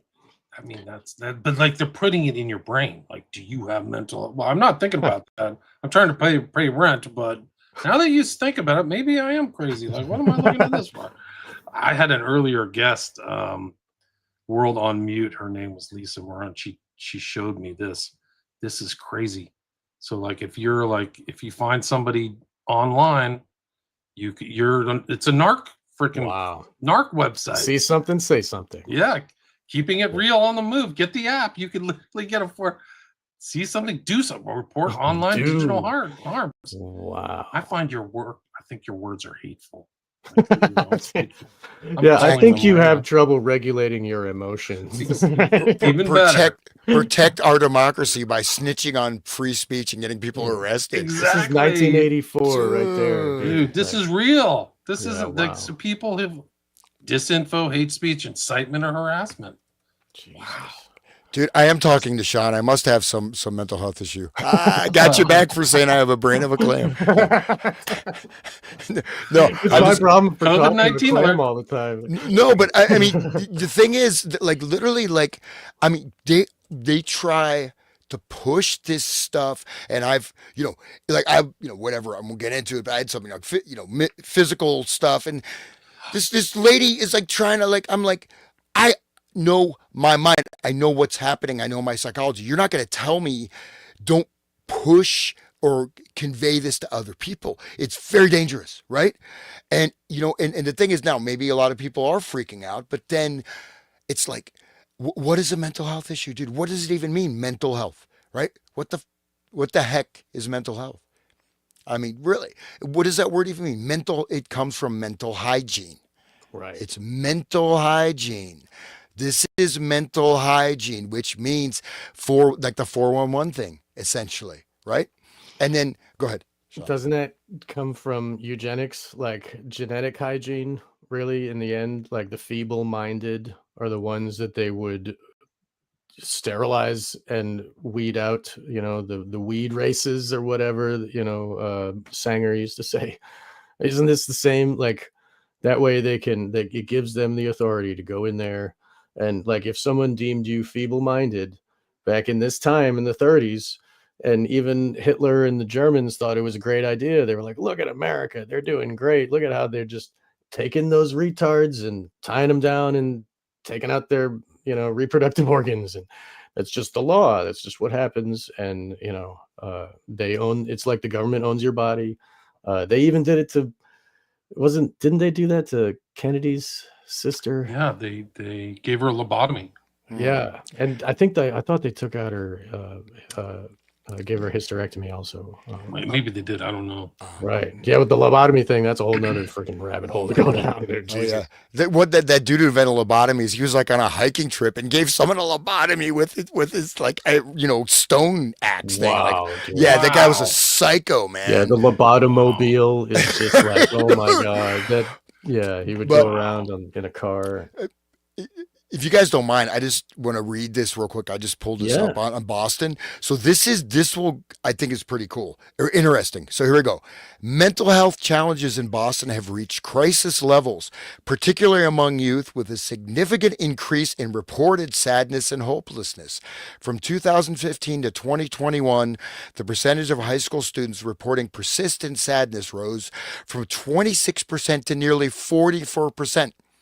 With larger increases among teen girls, Latinx students, and LGBT youth. In 2021, about 44% of Boston high school students reported feeling sad or hopeless for 2 weeks or more, and less than half said they received the help they need when facing mental struggles. The city's youth are in crisis, with many experiencing suicidal ideation and planning, prompting officials to describe the situation as an epidemic. So they describe, and then they go on to use the language, it is a pandemic. Uh-oh. Here we And go. then in response, Boston has lost a $21 million initiative funded by federal grants, primarily from the American Rescue Plan, to improve mental health services. So it's Project Provide, da da da da. They have 24/7 call, text, chat. But anyways, there's all kinds of stuff. So they're describing it as a pandemic. Okay. I would like to say that it's probably because all the kids have cell phones and they're all on Instagram looking at all the freaking women with better bodies and all the, and the freaking, the algorithms that Facebook is giving them, making them feel depressed and stuff, like 2016, there weren't as many cell phones. And then Obama started giving everybody free cell phones in 2016. And then all of a sudden everybody's depressed. Wonder why, I don't know. Maybe it makes sense. Maybe it doesn't. I don't know. It's correlation there, I think. But I mean, they have, like I said, maybe later or whatever, I'd show you this model for Massachusetts State with it's an inverted funnel. The first thing is police intervention. So, Right. I mean, literally, but then also like, it's like feeling sadness. Well, why are you feeling sad? Why are you making, I like, you have anger. Well, learn, you know what I mean? Like people cannot you have to be able to develop and go through things also in order to grow up, right? So you have this Right. mollycoddling. But I need a safe space. Yeah, Yeah, there ain't no safe space, bro. Not in my it's machine. it's a cruel world out there. It's a law Yeah. of the jungle. Anyway, okay, where are we? We're at page 23, 24. Yeah, 23, 24. That's from, I think this is another This is August Estabrook's 17th. to Hoover. Okay. Would you like me to take over? Sure, you want to read this one? All right. August 17th, 1936, Mr. J. Edgar Hoover, Department of Justice, Washington, D.C. Dear Mr. Hoover, permit me to thank you for the check covering my expenses while in Washington. Since my return, I have been particularly interested in one phase of the problem which seems of possible use to the Bureau, namely that question of the use of drugs as an aid to hypnosis or any allied condition. With this end in view, I have made several trips to Syracuse and have arranged the following setup, which I hope will meet with your approval. Dr. Steckel, superintendent of the psychiatric hospital, which is the branch of the hospital attached to the Syracuse Medical School, has obtained permission from the state commissioner, Parsons, to carry on research work with the so-called court cases. These are cases of delinquency placed in the institution by the court for a 30-day observation period. That's just like One Flew Over the Cuckoo's Nest. McMurphy was like put in by the court. Anyway, I'll go back to this. Very much the type of case with which you folks have at times to deal. Mr. Steckel agrees with your permission to permit such experiments as you may suggest. So these are going to be the guinea pigs, these people that are admitted for 30 days. Through the good offices of Dr. Steckel and Dr. Dooley of the University Medical School, I succeeded in interesting Dr. Butner acknowledged as the best anesthetist in Syracuse. He is particularly interested in the possibilities presented by nitrous oxide and also by various other drugs which might be used in such cases. I saw him this morning and am quite convinced that he will attack the problem in a very open-minded yet critical manner. Nitrous oxide is hallucinogenic in itself. That you see the people on the dead lot with the balloons. They're doing the nitrous oxide, and it combines very well with LSD. I don't know if people know that, but they probably learned that here in 1936. All right. So this combination of doctors, I am convinced, would give us pretty much the setup we need. Dr. Steckel being the supervisor of a large hospital, Dr. Dooley, one of our national authorities on hypnotic drugs, and Dr. Butner, a really high-grade anesthetist. It would then be possible to attack the problem from a really scientific angle and discover just to what extent these drugs, in conjunction with hypnotism, could aid in obtaining information. It would be possible for us to begin this research at almost any time that the cases are ready in the hospital. Ideally, it might be a good idea if someone, say Mr. Coffey, could meet this group before the work began or be present at the first series of experiments with a view of keeping us on the right track. This would not, of course, be essential.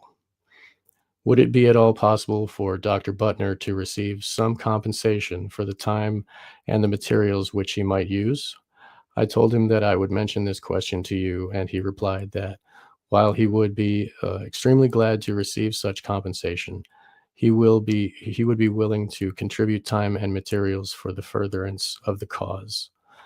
I would greatly appreciate your reactions to this setup. Do please give my very sincerest regards to Mr. Nathan, Mr. Clegg, and the many others whom I met at the Federal Bureau of Investigation. Dr. Cutton sends his best regards. Most sincerely yours, G.H. Estabrooks. So nitrous oxide is very interesting. We never really talked about that before, but that has, I mean, it's fast acting.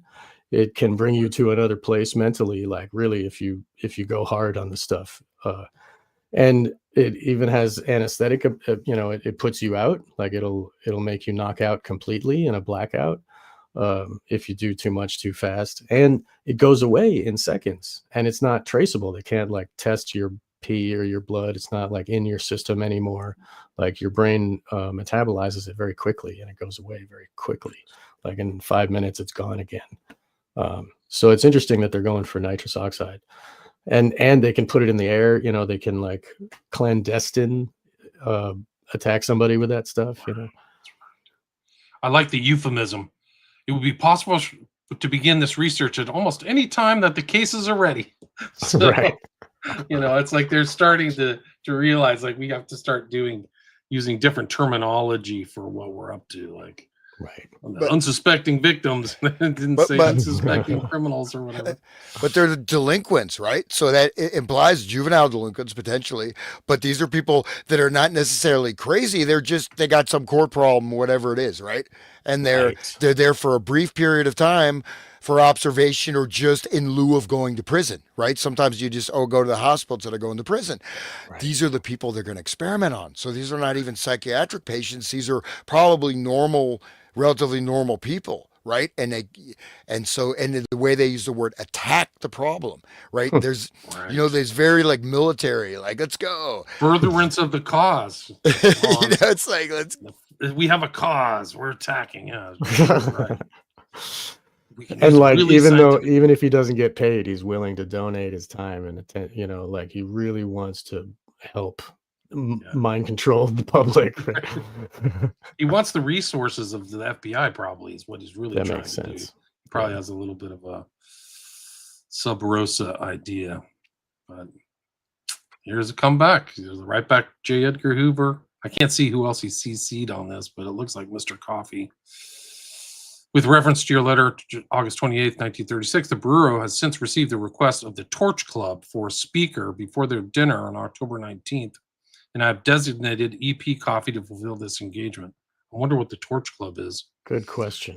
Of course, I've never heard of that. Have you guys heard of the Torch Club? No, but like a torch is like that's a symbol for the goddess, like like the Statue of Liberty, like it's the light of Lucifer. Torch. Right. Yes. The light of Lucifer. Yeah, the yes. Luciferian light that Columbia holds, right?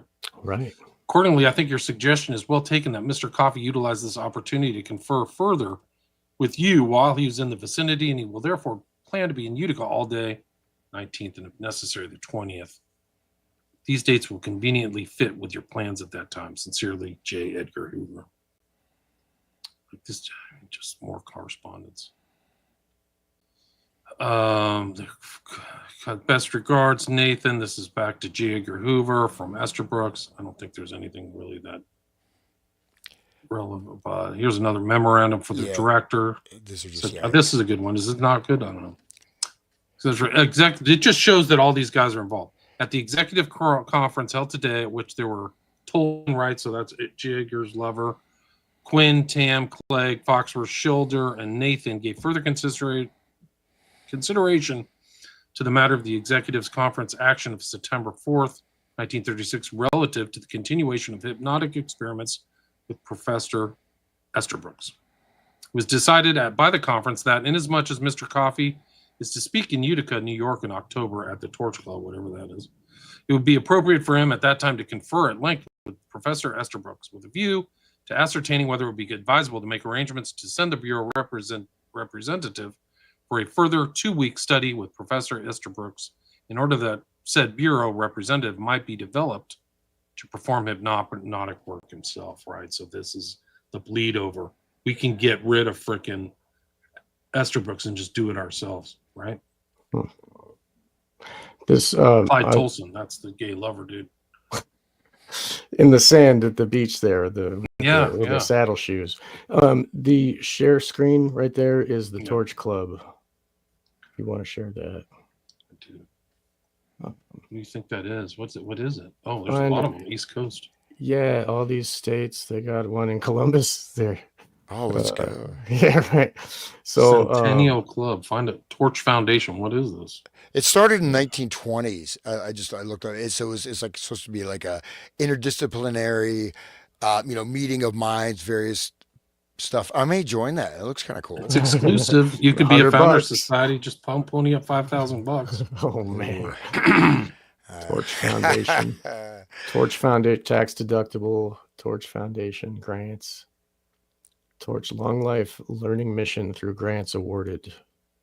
Torch clubs. This is weird.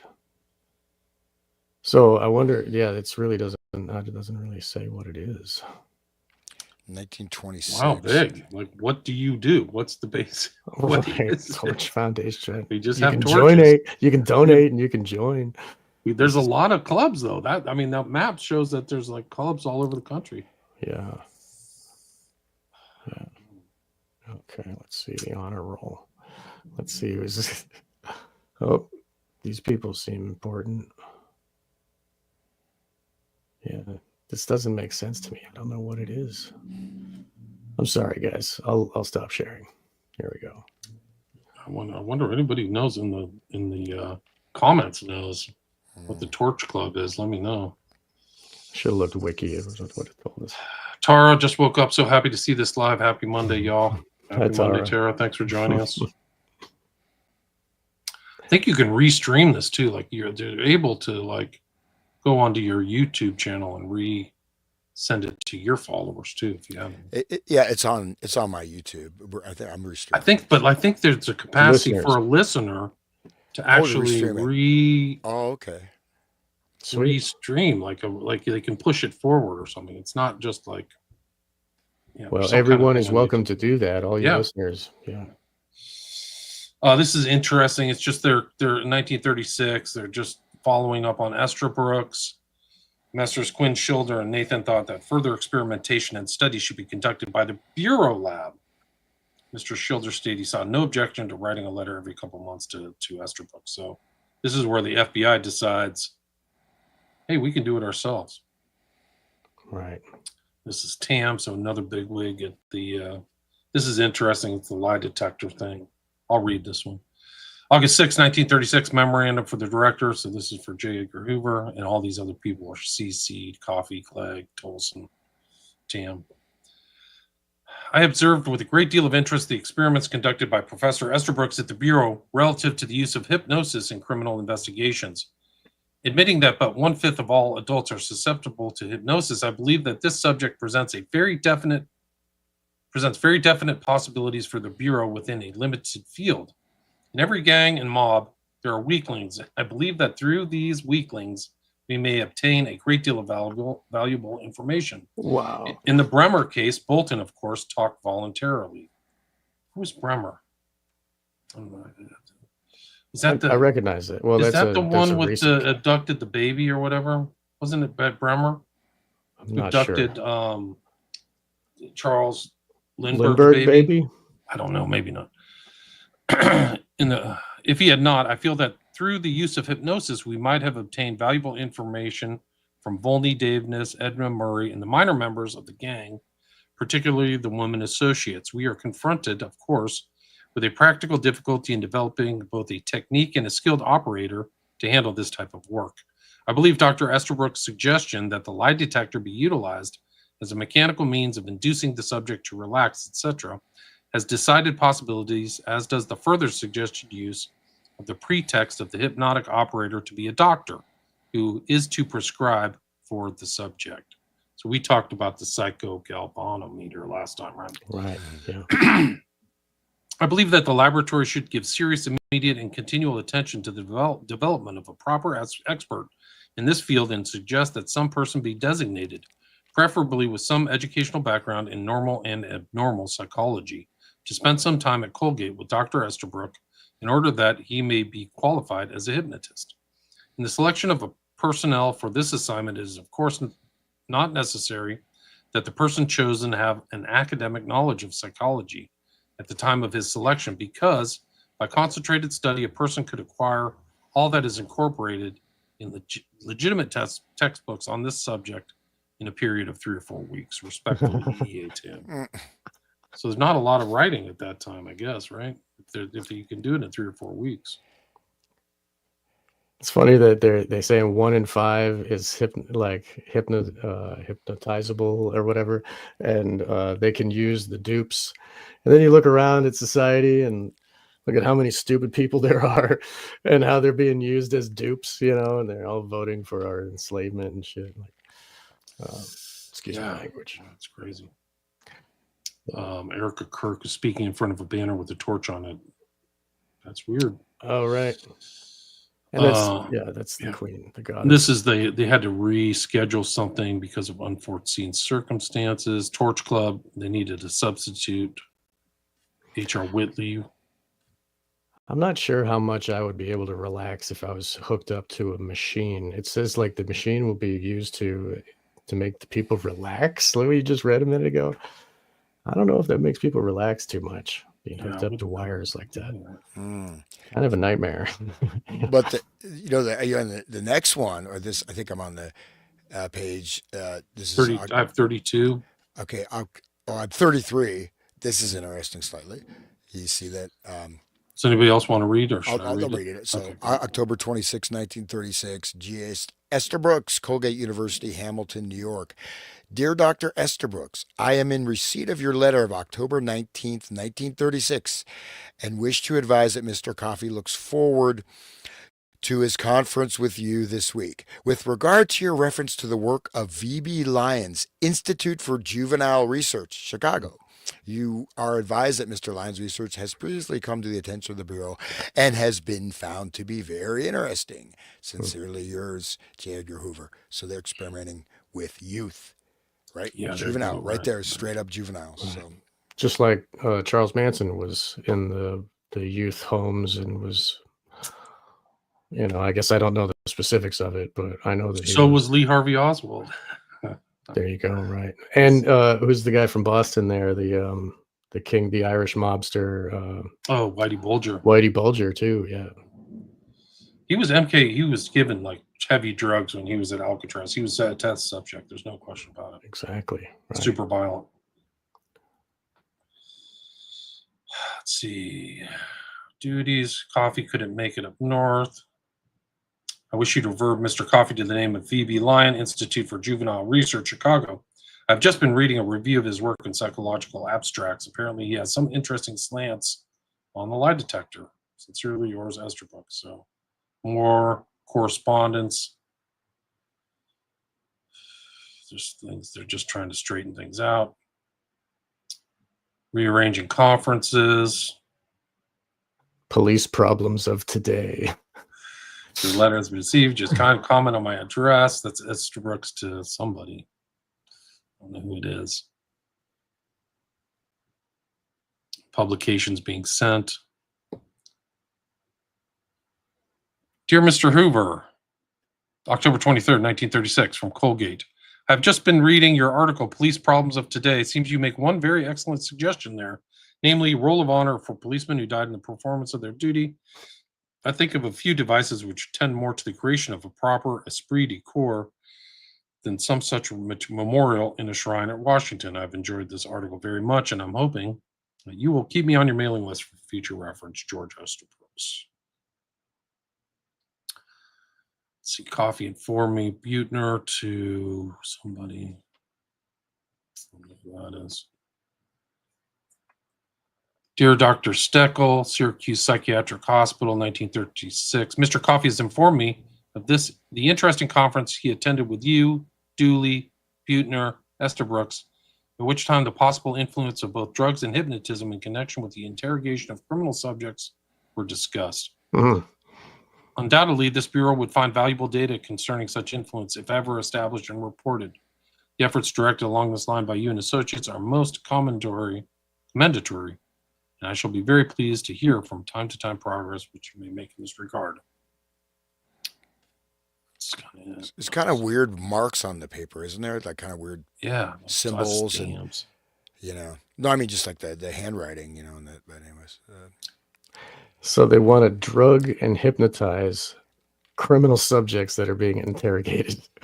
that are juveniles also. Right. This sounds very I don't know if this is legal, guys. And there's other, like, they're referencing these things. Black Wind. Coffee suggestions. I'm transmitting here with copies of monograms, which at various times have been brought up to the attention of the Bureau, which are entitled as follows: Production of Sleep and Rest in Psychotic Cases by W.J. Blackwen, and then Narcosis as Therapy in Neuropsychiatric Conditions What does that by mean? Blackman. What is narcosis? Jeez. Is that like drug death? uh So sodium amytal in certain nervous and mental conditions. Wow, so that's the truth serum drug. wow. Black one. Criminal confessions under narcosis. Lawrence. Physiological observations during intravenous sodium amytal medications. Lawrence Reese and Washburn. They're studying this crap in 1936. So narcosis is death. Narcosis is Death by premature drug. death of cells or tissues in living organisms caused by external factors such as injury, infection, trauma, lack of blood flow, or exposure to toxins. It is characterized by uncontrolled cell death involving cell swelling, rupture of the plasma membrane, release of intercellular contents, and subsequent inflammation due to the spillage of cellular materials like DNA, ATP, and proteins. Unlike apoptosis, which is regulated in an orderly form of cell death, necrosis is generally considered chaotic and unregulated, often resulting in tissue damage and secondary. This process can occur in various organs like brain. So it's not fun. It doesn't sound like. Well said. And the earlier in this missive or this correspondence is that they say, I feel that much good can come of the experiments along this line contemplated, by you and your associates, and your intimate knowledge of pharmacology and previous research experience in the effects of various drugs on the individual should be particularly helpful. So it's a lot of good can come from narcosis, guys. That's therapy. Wow. That's disturbing. I mean, narcosis is like, so you're pushing people to the brink of death or potentially killing them or causing, organ failure or brain damage, whatever. So it's, it's DNA rupturing. I mean, it's serious damage to the organism, but I guess it works, But I love this. The next one, Syracuse Psychopathic Hospital, State of New York Department of Mental Hygiene. Right there. Do you see that? Wow. Page 42, right there. Department of Mental Hygiene. Steckel's involved in this. There he is, the director, right there. He's in these letters. But it's a psychopathic hospital. Yeah. Is there any other kind? But I mean, question. It's psychopathic. Art asks, is it possible that broadcast cable TV signals may contain hypnotic technology? Yes, it may. Wow. I mean, I don't have any proof, but This has been this is studied. There's a lot of there's some books in the early 70s. There's a lot more research on the effect of television than there is on, like, say, internet, right? But there's some very, like, from the late 60s to early 70s, a lot of scientific research showing basically the television can induce sort of a hypnotic dream state that can last for up to 2 weeks. And it's so, and then there's all these different things. So literally, the television, with the, you got flicker rate, you got the images, you got this and that. It will put you, like, you will, in a sense, you'll be living inside the television show. Like you will be under a state of hypnosis, and again, it lasts for up to 2 weeks. And this is just because of the way it basically, in your normal functioning, right? Cognitive functioning, impressions of reality, external reality.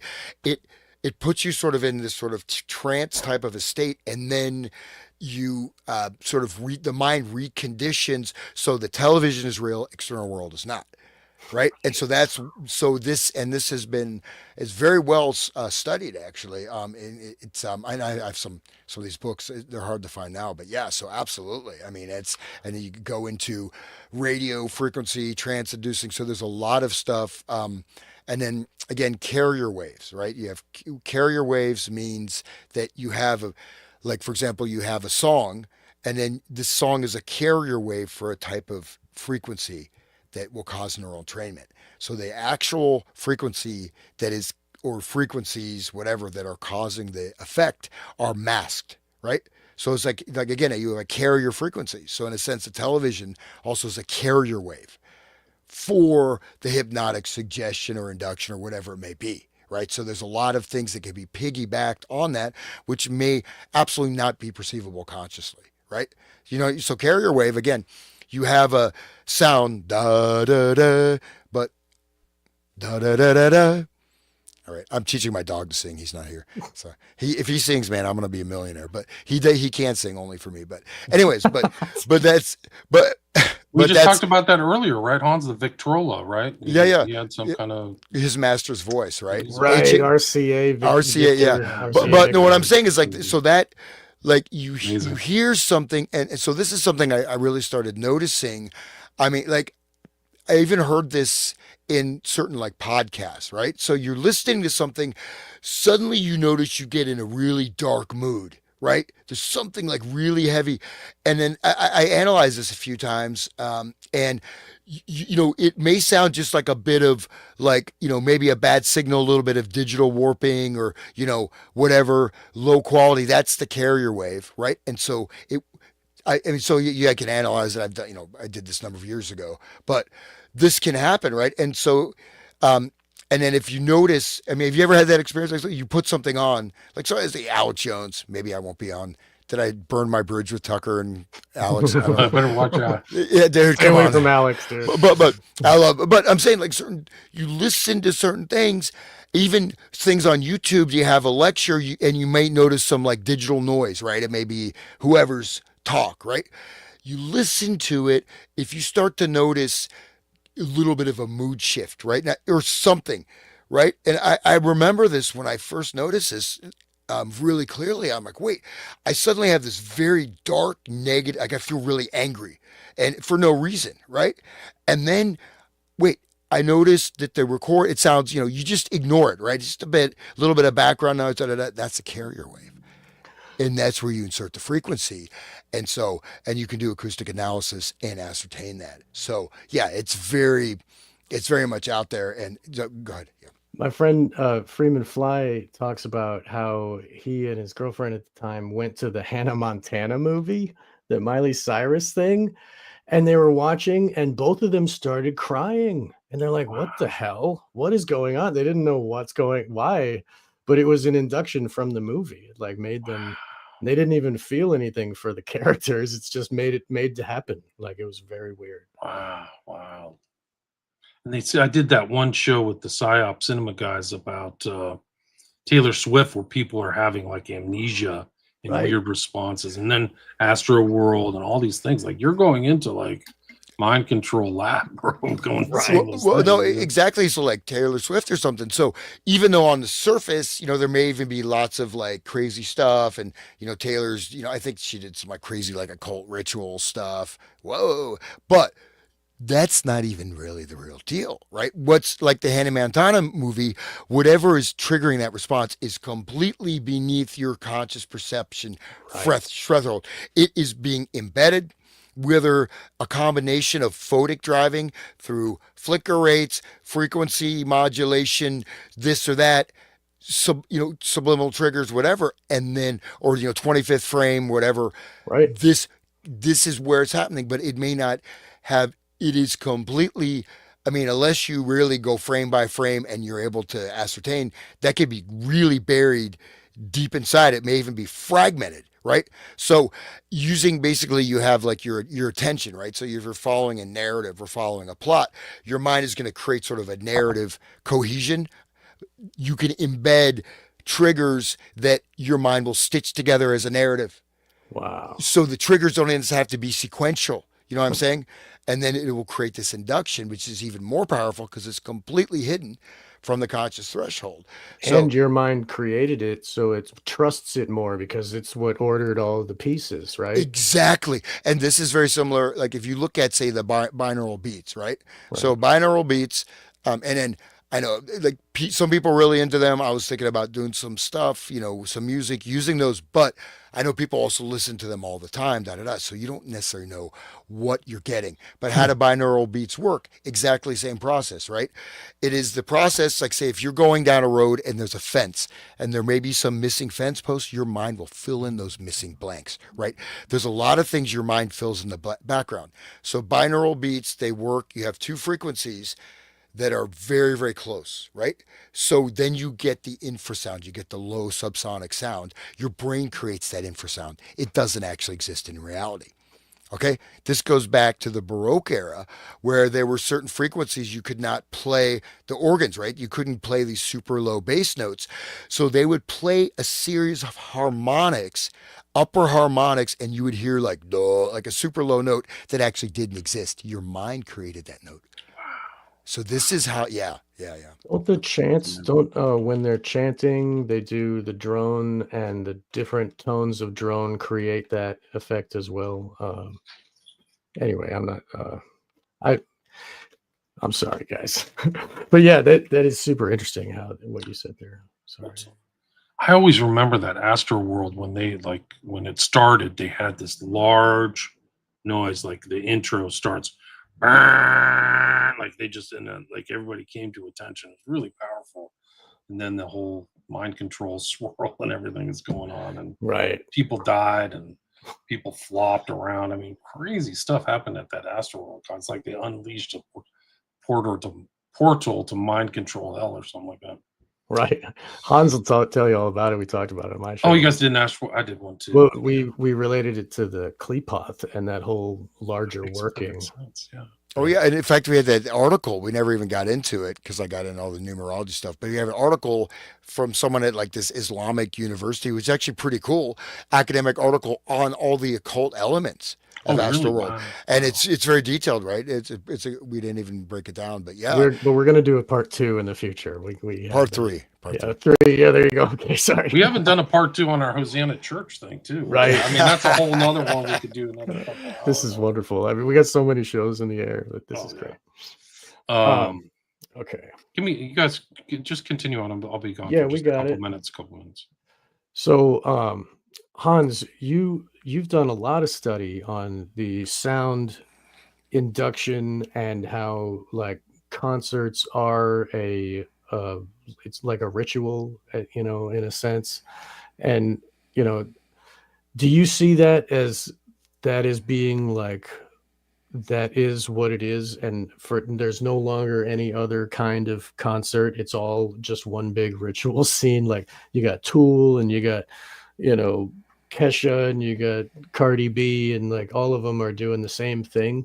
Do you think am I right? I'm not that much familiar with like modern concert culture to make a statement on that, but I mean, Okay.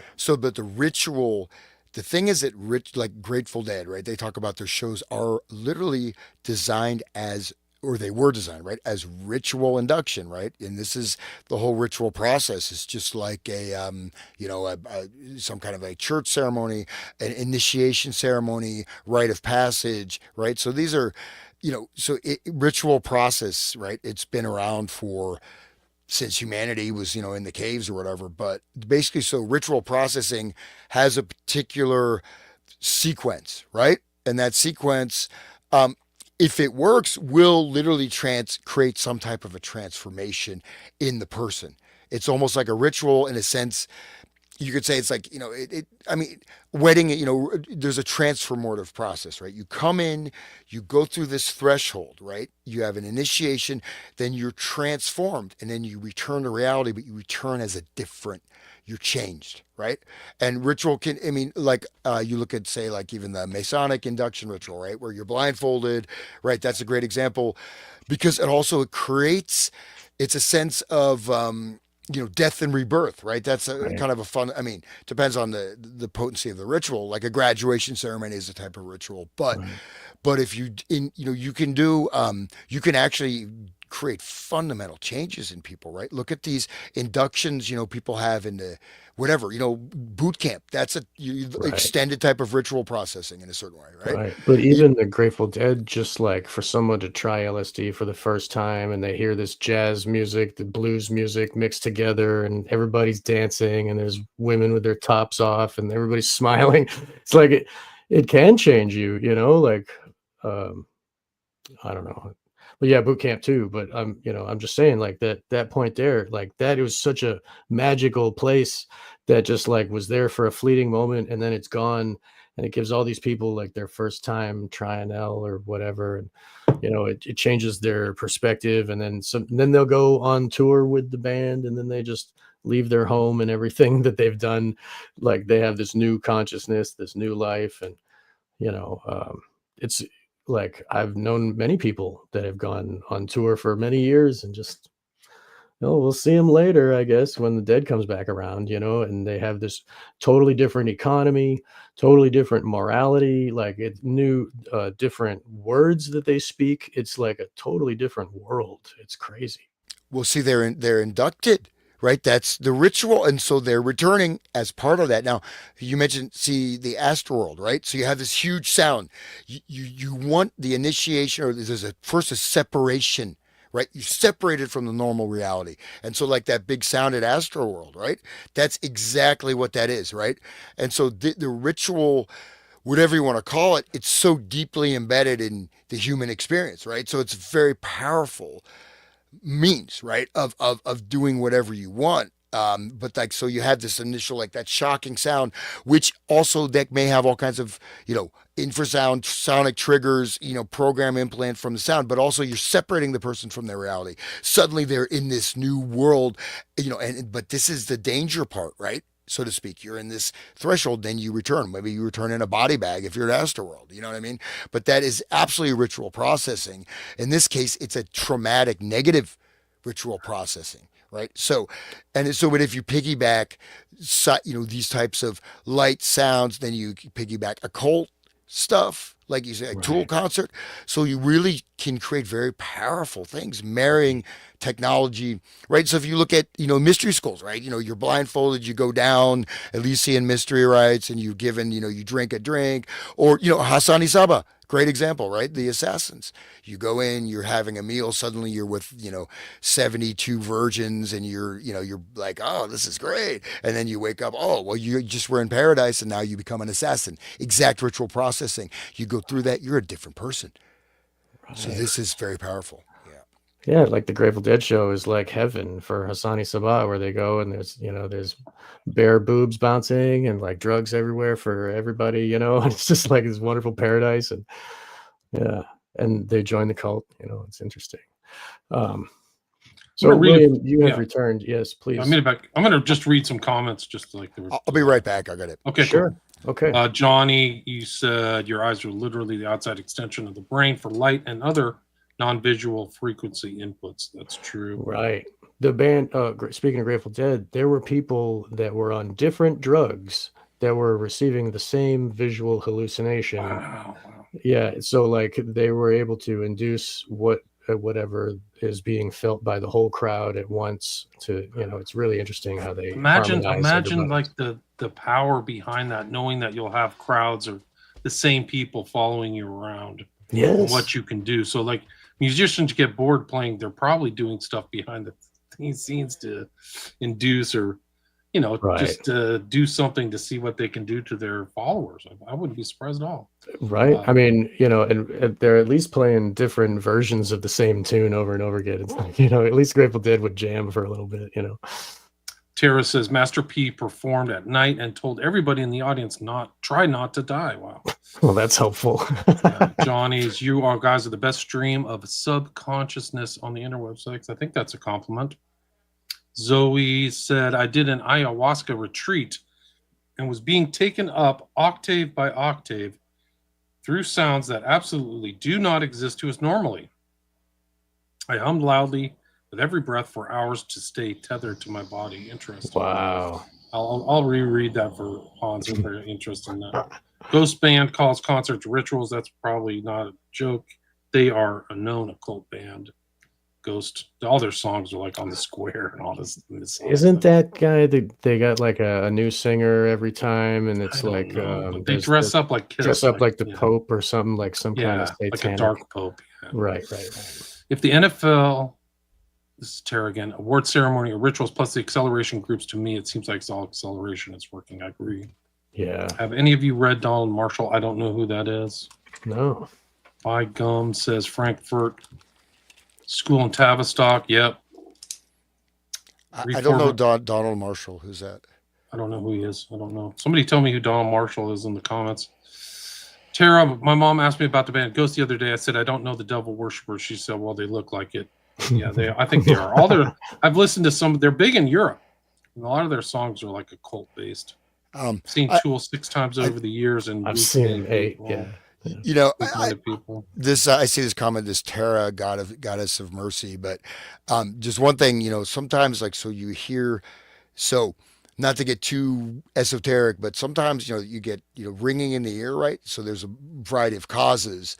Sometimes it can do with the vagus nerve, sometimes can do with electric, you know, some kind of frequency, and sometimes with non-physical entities also. So especially if you're doing meth, you know, meth is a shadow people. Right? Meth is a demonic porthole, man. If you wanna, because of the dopamine, you wanna go to the hell realm, man. You can just take meth. I've known people who've had meth experiments. Johnny, that wasn't an insult because he followed up with, sure, gents, you dig deep. Thank you, Johnny.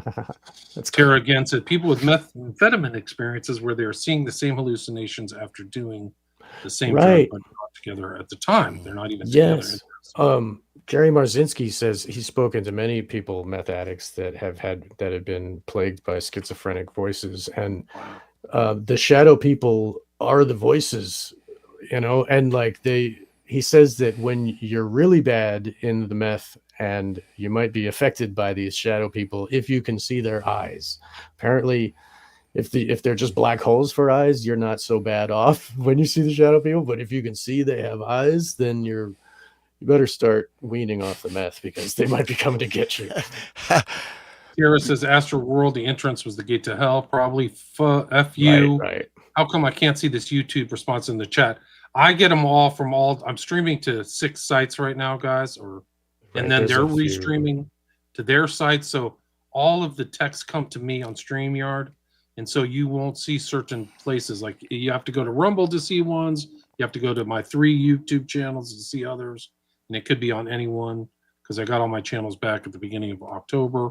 So that's why you're not seeing the chat. You can see, I'm trying to go through the chats. You should be able to see them if you're watching this live. So that's why. Tara, love this participation. Marsh, it's all about the clones. I think they're European. Must go esoteric while you were talking about Tool, my favorite band. I don't listen to them a lot because it affects me. Wow. I don't know who Donald Marshall is yet, guys. Somebody tell me his brother BD. I went to a Grateful Dead concert years ago, and all they did was tune up their instruments. Well, if they even got it tuned, man. That was the show. That's funny. Dude, that's what it sounds like to some people. I used to think Jerry. I used to like Jerry's great, man. But then it's like, it's like just pretty fun. He's a noodle master, but that's something. Yeah, he's a noodle guy. He's all right, but it's all right. I like it. He's all right. Yeah, as long as you want to get induced into the satanic conspiracy of the Grateful Dead. I like Tool also, and I also like Deicide and like Cannibal Corpse and crap. Like I like some bad stuff. Yeah, no. It's just again, you know, it's like any effect, right? But Tool, right, for example, they are doing things, right? So if you're also aware of that, okay, well, it's like. Maybe I know say, well, I'm going to take meth. I know what it's going to do, and if I start seeing shadow people, I'll stop. Good luck. You know. Yeah, but I mean, like Tool, you know, you can see that some of the members are doing positive things in life. You know, if you look at Danny Carey, I don't think of him as doing any negative influence on the world. I mean, he does have a weird book collection, but it's not harming anybody. And and he's like a magician learning how to integrate different mathematics into his drumming, and he's a master at that. Like, I think he's a good dude. But Maynard, on the other hand, is working for them, and he's, creating these ideas and putting inculcating these beliefs into people. You know, uh, I don't know. I think what you do with it is what is to show how evil they really are. Some magicians aren't really doing bad stuff. I don't know. I think that, I believe that Tool is doing some workings, but I don't think it's all bad. I think in the beginning it started bad. And I think towards the later albums, they're trying to bring people onto a better, if you can cognize higher ideas, then they're trying to drag people up out of the muck. Some of the songs, at least. I think they're doing some pretty good stuff lately. I just on a side note, I've encountered. I had a guy, a friend. He's a journalist, but he was talking to me a couple days ago. He's talking about Obama had all these clones, and the clones would only live. They live for a short time. And then I heard this talk of Fritz Springmeier from like '96, and he's talking about cloning, that they already have cloning, and they can do consciousness transfer into clones. Right. I don't know if that exists or not, but maybe it does, man. Of course, some people. I heard another guy say that they had cloning back in the '70s, and his girlfriend worked at this hospital, and they had organs cloned for like wealthy people. They would make clones of their various organs for organ replacements, including even bodies. I don't know. I don't know anything about cloning, but That was Aldous Huxley book, The Island. I think that was one of Aldous Huxley's books where they were cloning people for the organs for rich people. well, this is supposedly in reality. In No, I know, but I know, but it just fiction to fact. You know what I'm saying? It's just more of that. yeah, That's funny. it's a little far out for me, but hey. But I think I remember hearing Fritz Springmeier talk about clones at the Free Your Mind conference years ago, and I had a guest, Alondra Markman, who talks about his consciousness would go into other versions of himself on different timelines and would be a slave to the handlers to do other missions in other lives. Like, it's very strange, the type of, I can't really explain it, guys. You're gonna have to look up Alondra Markman, but it's very weird stuff. Well, I mean, there are actual like types of yoga or esoteric things. Like there's one thing where you can literally like I think I mentioned before, but it's called where you eject your POA, you eject your consciousness out of the crown of your head, right? But Right. you can also go into someone else's body, and there's techniques that when you die, you can go and you can eject your consciousness and go into someone else's body. I mean, whether or not people can do that, but they've been around for several thousand years, and they're actual, techniques. Obviously, you have to do pretty advanced type of. Being But John who knows? Who Malkovich. knows? The Being John Malkovich movie, where the people go into the new body through the consciousness. They reside within the head of the golem, basically, of John Malkovich. It was a very weird story, but that's kind of the same idea. That writer is a genius. I forget his name. The guy who wrote that. He also did. He also did this kids movie, Orion in the Dark. Very good movie. My kid loves that movie. It's a really good one. But Charlie Kaufman is the writer. Very good. He did Be Kind, Rewind, and some other ones. Very fun. Awesome. Anyway, sorry. Getting back to this, guys. Let's do this. We are at the 2-hour mark. We've got a couple hundred listeners. Thanks for listening, everybody. Really appreciate it. If you like the show, retweet it, restream it. We Do you are wanna- Wake the Dead. Yeah, you want me to read this one? I'll take over. Okay. Okay, you go. guys. You read it. All right. Are we on 42? Or we're on I am on 41. 41. My 41. Syracuse Okay, that's- Psychopathic Hospital. Okay. All right. State of New York is the heading there. Department of Mental Hygiene. Syracuse Psychopathic Hospital, Syracuse, New York. This is dated November 4th, 1936. Mr. J. Edgar Hoover, Federal Bureau of Investigation. Dear Sir, I appreciate your courteous letter referring to the experiments we are attempting to carry out here, which experiments may eventually be of service to your department. You may rest assured that we shall keep you informed of any progress which we may make and appreciate the interest you manifest in this project. Sincerely yours, Director. That's so. Thanks, guys. We love that you love us. And Syracuse Psychopathic Hospital is a perfect place to do these experiments, right, Hans? The hospital. It'd be interesting to look. Actually, I mentioned that mental hygiene stuff, but yeah, there's. I didn't know. I know that like Kurt Lewin with the psychological topology, and he goes in like the Macy conference guys, and that whole thing with the United Nations. I think so. The mental hygiene, though, it'd be interesting to look because it's. I mean, mental hygiene is literally. You talk about it's just basically mind control. You know what I Right. mean? I mean, it's right there, cleaning mental hygiene. Like, it's like it's so that's interesting just to see that. Brainwashing, right? Yeah, Like the psych. word from my Manchurian Candidate, brainwashing. Yeah, yeah. Yeah, sorry. I guess I interrupted you. I should My mic I is should muted. cut Anybody myself. want to read this next one, or should I? Okay, Any where are we at? volunteers? I don't mind. Okay, October go for it. 30th. Yeah, I have it. Okay. I have the November 19th. Okay, next one. I think that one. There's nothing on there. I would go to Okay. the next one. All right, November 19th, 1936. Memorandum for the director. Revisit of Mr. Coffee with Dr. G.H. Estabrooks. The conference considered the report submitted by Mr. Coffee concerning his visit with Dr. G.H. Estabrooks at Colgate University, at which time they discussed the subjects of experiments with various truth serum substances and the feasibility of teaching an employee of the Bureau's technical laboratory the principles of hypnotism. Mr. Coffee attended during the conference's consideration and explained the objectives of the experiments in Syracuse, pointing out that they would be conducted in the Syracuse Psychiatric Hospital and that the Bureau would not be officially connected with them.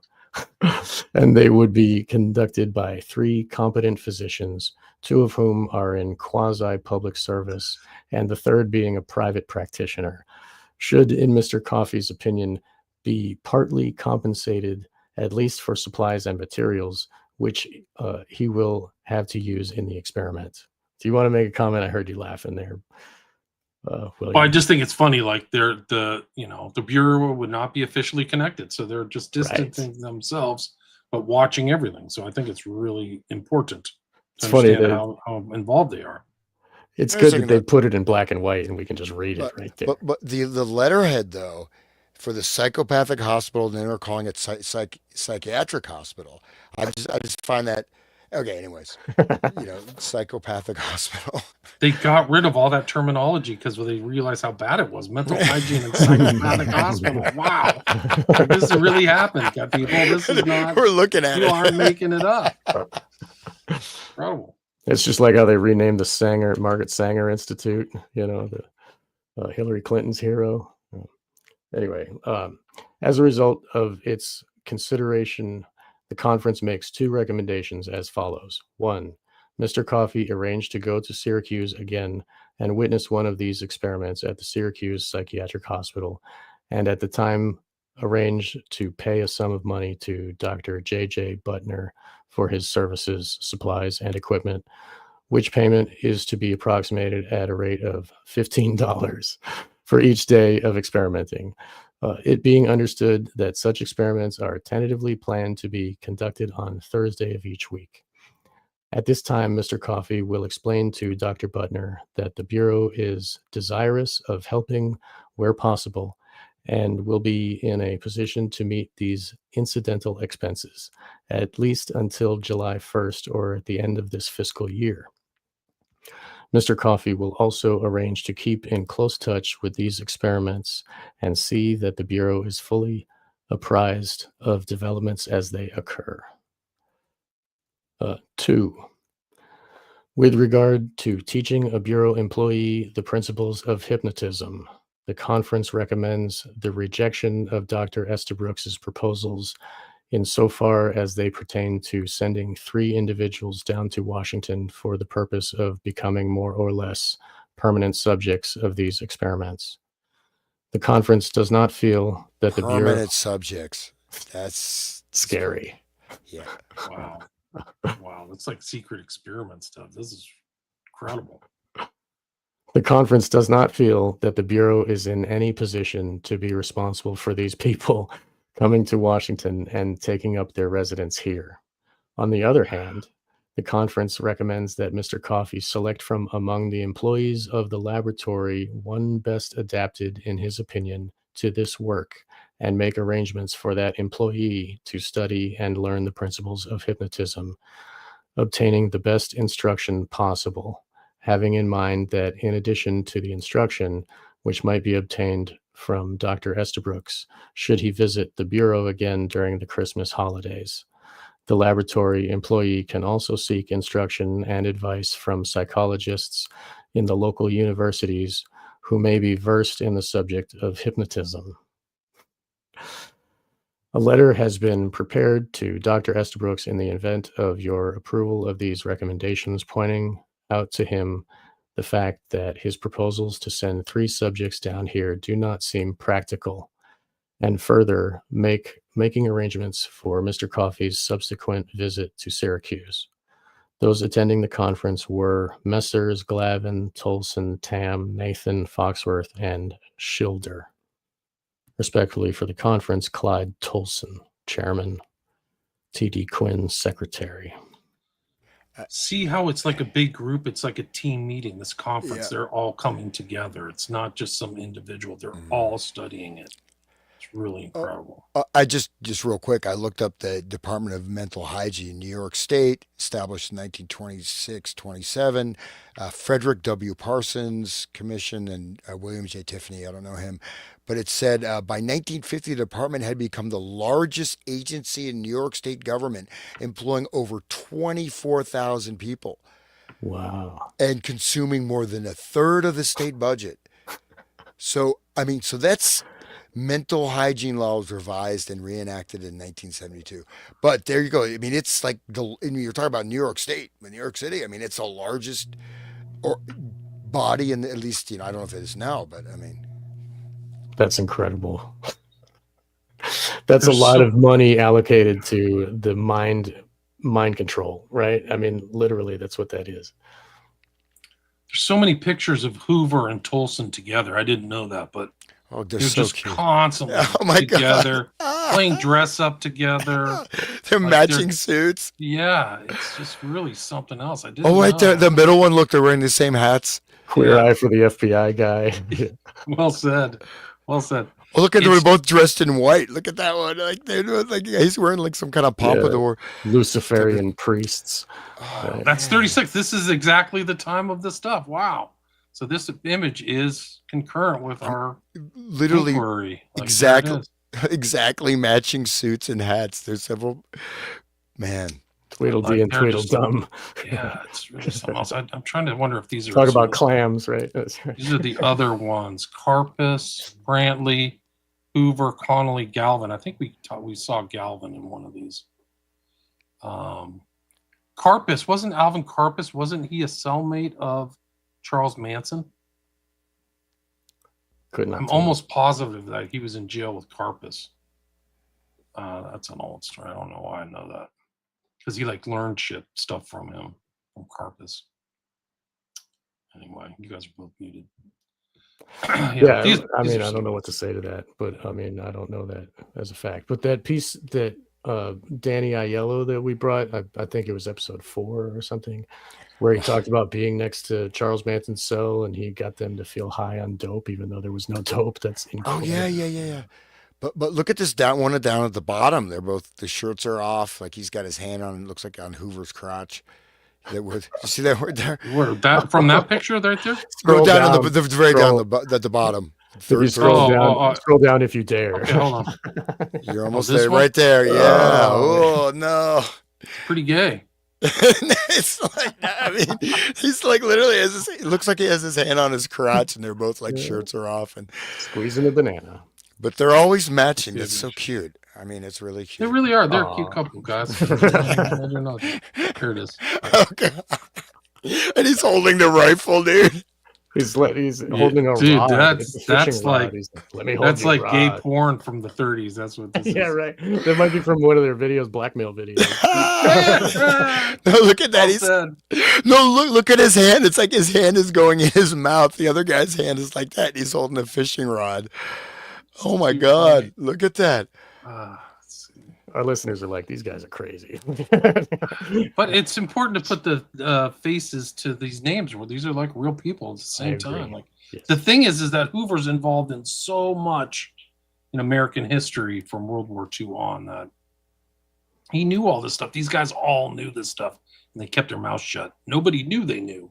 Nobody knew they knew all this mind control stuff. Well, and there's also the implication with the police department training, right? That they're able to influence the local police department. So that's There you go. that's That's there. also another thing too, right? Yeah.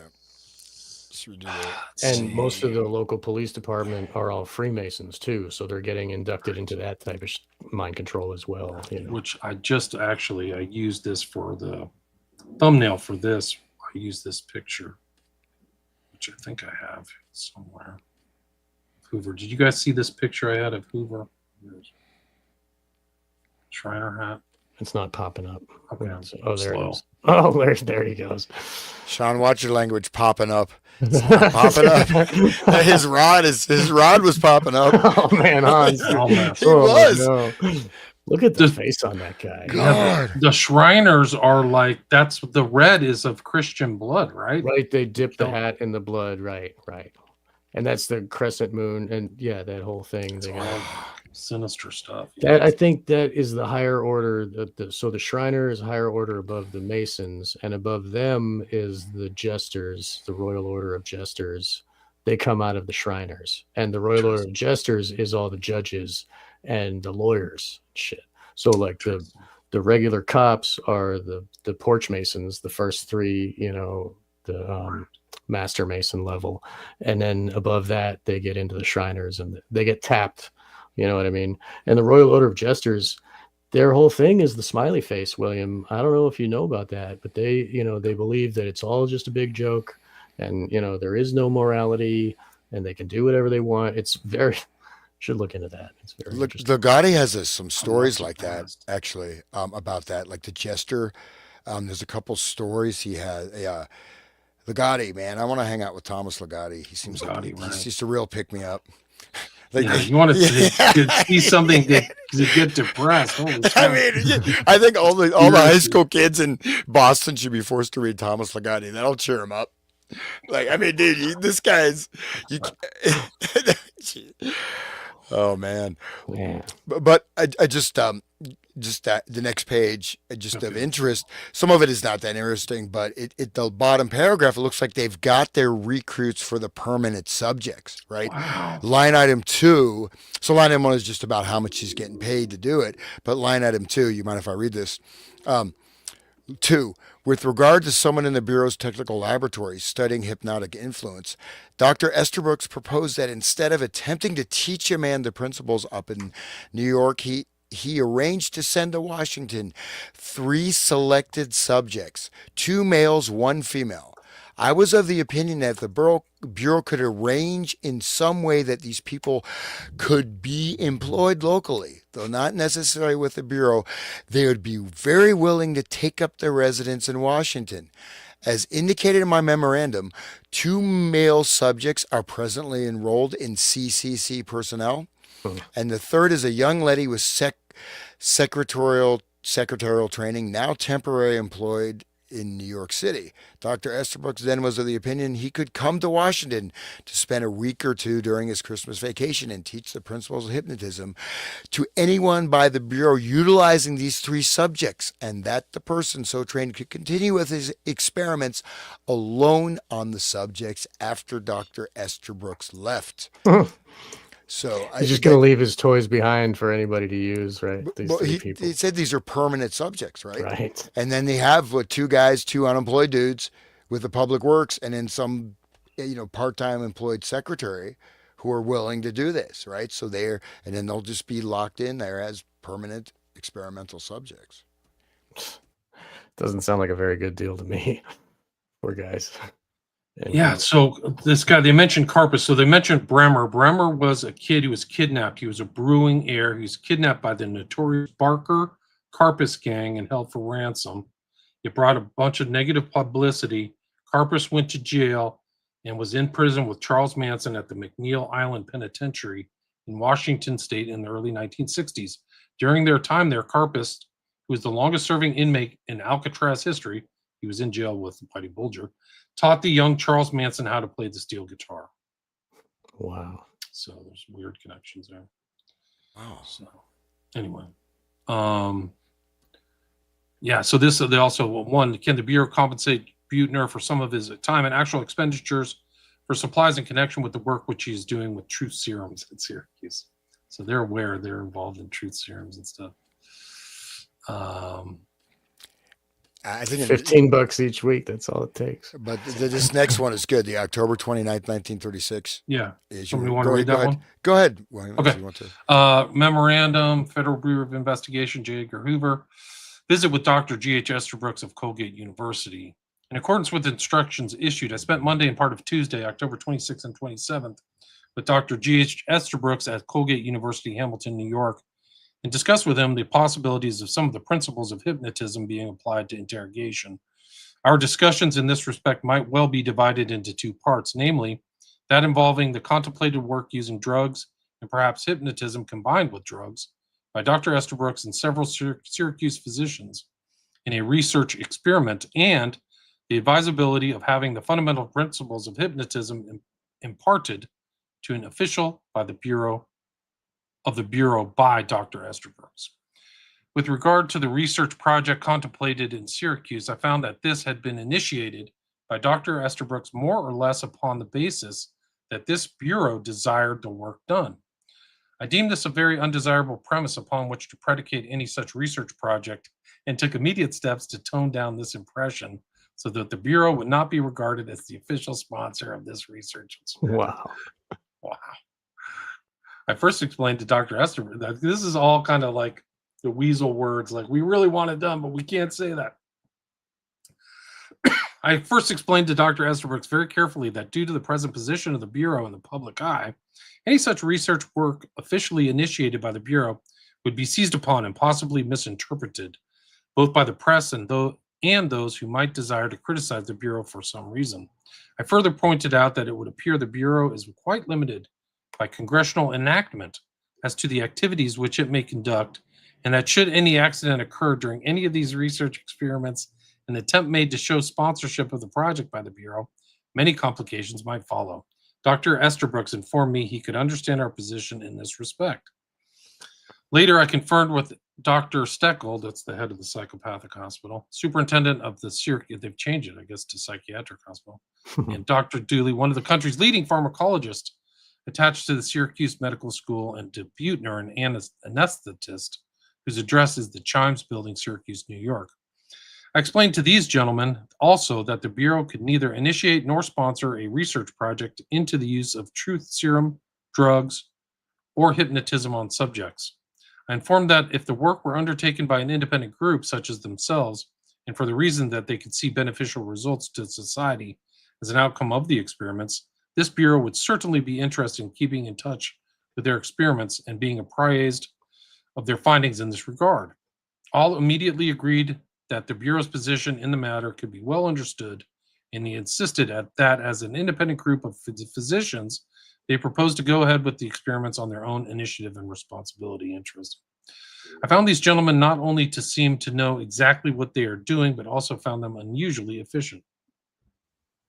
In a 45-minute conference at time, plans for starting the research project were definitely and well organized.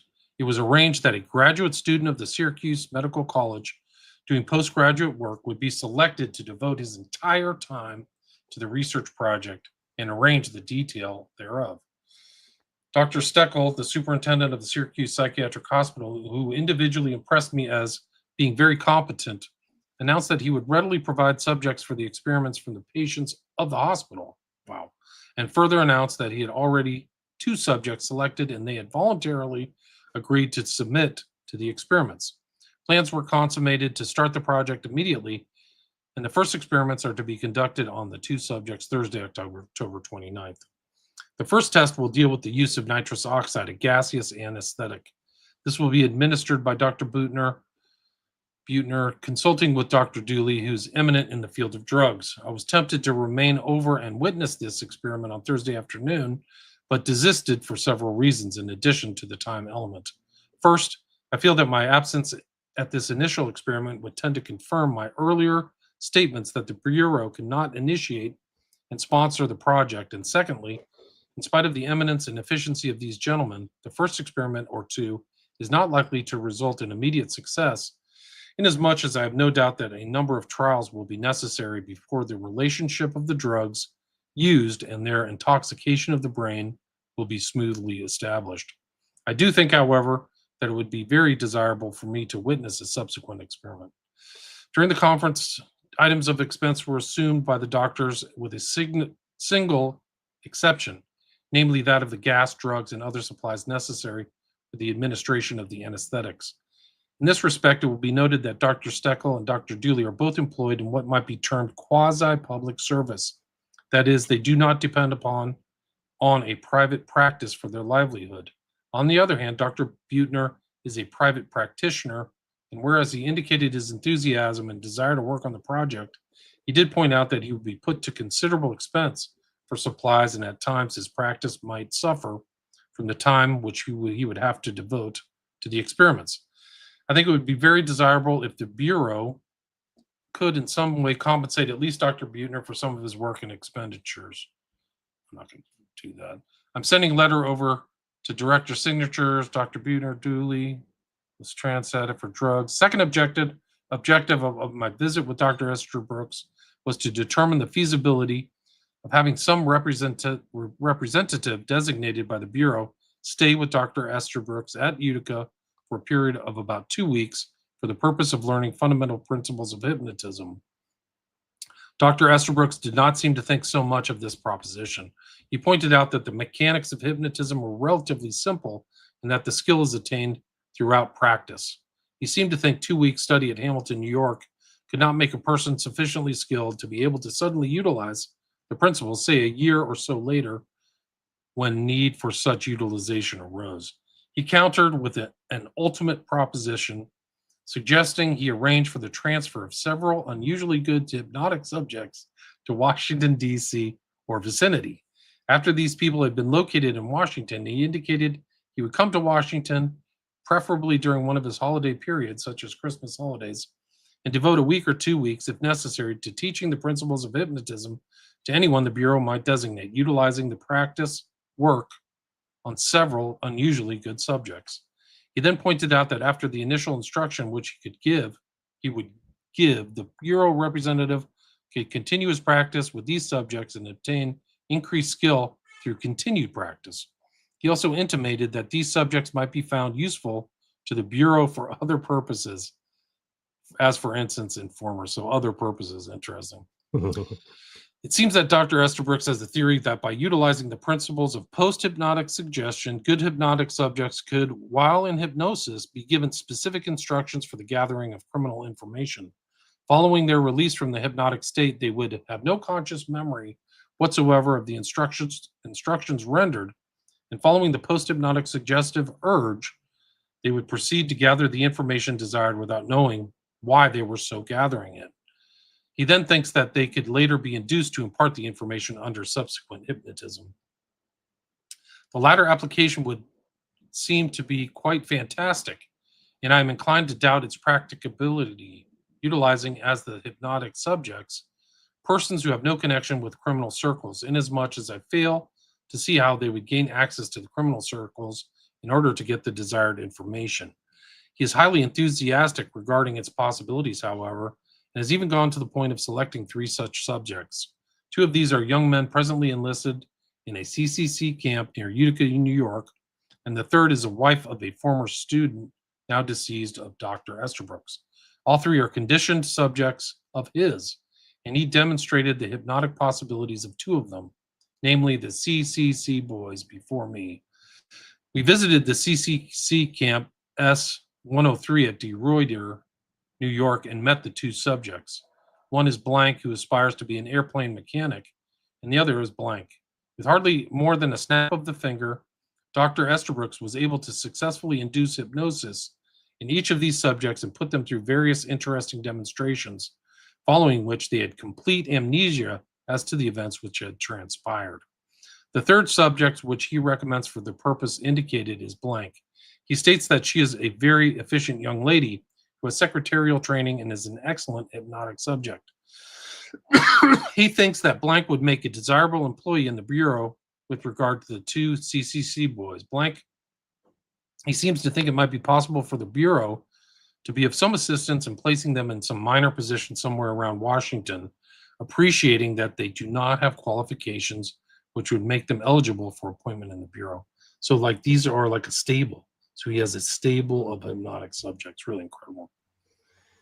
Frankly, I do not get overly enthusiastic about this suggestive procedure of Dr. Estabrooks. There would seem to be too many complications in relation to the results which might be expected. I submit consideration of the same to Executive Conference and suggest that a final reply regarding it be addressed by mail to Dr. Estabrooks. I do not think he has any personal interest in the placement of any of these three people with the Bureau, with the possible exception of blank, who seems to be a family friend and seems to be desirous of obtaining a position with the Bureau. In view of this, I see no harm in forwarding to him the usual application form submitted blank with comment at this time. I am accordingly transmitting such a letter to Dr. Estabrooks. While I was at Colgate, I also met with Dr. George B. Cutton, president of the university. He has a very high regard for the director and for the Bureau. He advised me that he feels many of the suggested applications of hypnotism to the criminalistic field as made by Dr. Estabrooks are very sound, and he feels they would be eventually helpful to the Bureau. He wants the director to know that the facilities of Colgate University are at the services of the Bureau, and that anything the faculty can do to assist the Bureau at any time will be done. I thanked him for this offer in the name of the director and told him I would convey it to the director. I was requested to address a class in criminology and abnormal psychology and undertook to talk before them for a period of 50 minutes on the work and functions of the Bureau, with emphasis on the functioning of the Bureau's technical laboratory. 2 uniformed representatives of the New York State Police attended the lecture, sitting with the student body upon previous invitation of the faculty. Respectfully, E.P. Coffey. There you go. So he counter offers, Estabrooks counter offers and says, I got something better. I've got subjects. I'll send them to Washington and you can use them. So this notion of hypnotic stable, like multiple people that they're moving around, is very important. And you'll see this played out with these other people. They're being moved around and handled. So basically, Estabrooks is not just a hypnotist, he's a handler. He's suggesting this handling. I don't know how it plays out later on. Well, these are permanent subjects, right? I mean, I said that earlier, and they also are aware that there is a risk of death, right? Injury or death in these things. So these people are being even informants, hypnotic couriers, whatever, working in some menial job or whatever, cleaning toilets in D.C. in the White House or something, whatever they're doing. But just like all the SRA people that are doing their job and, in the certain places they're supposed to be at and triggered when they're supposed to be triggered, they put them in there just like Bill Clinton and the rest, like. It's incredible, man. This is incredible stuff. Like, you're literally seeing it play out in these conversations. Another good point to note is that there's your public-private partnership. Right, how they, that's a personal doing his own business over there, even though we're going to pay him for it. But the whole idea of government via public-private partnership, so they can get around the Constitution and all the laws that protect us. Right. That's a good point. It's how they distance themselves and stuff like that. Yeah. We can't get involved, but we'll keep tabs on everything you're doing with great alacrity, right? Like, it's just like funny euphemistic phrases and stuff. Like, yeah, we can't put our hands on it, but we want you to do exactly all this stuff here, and here.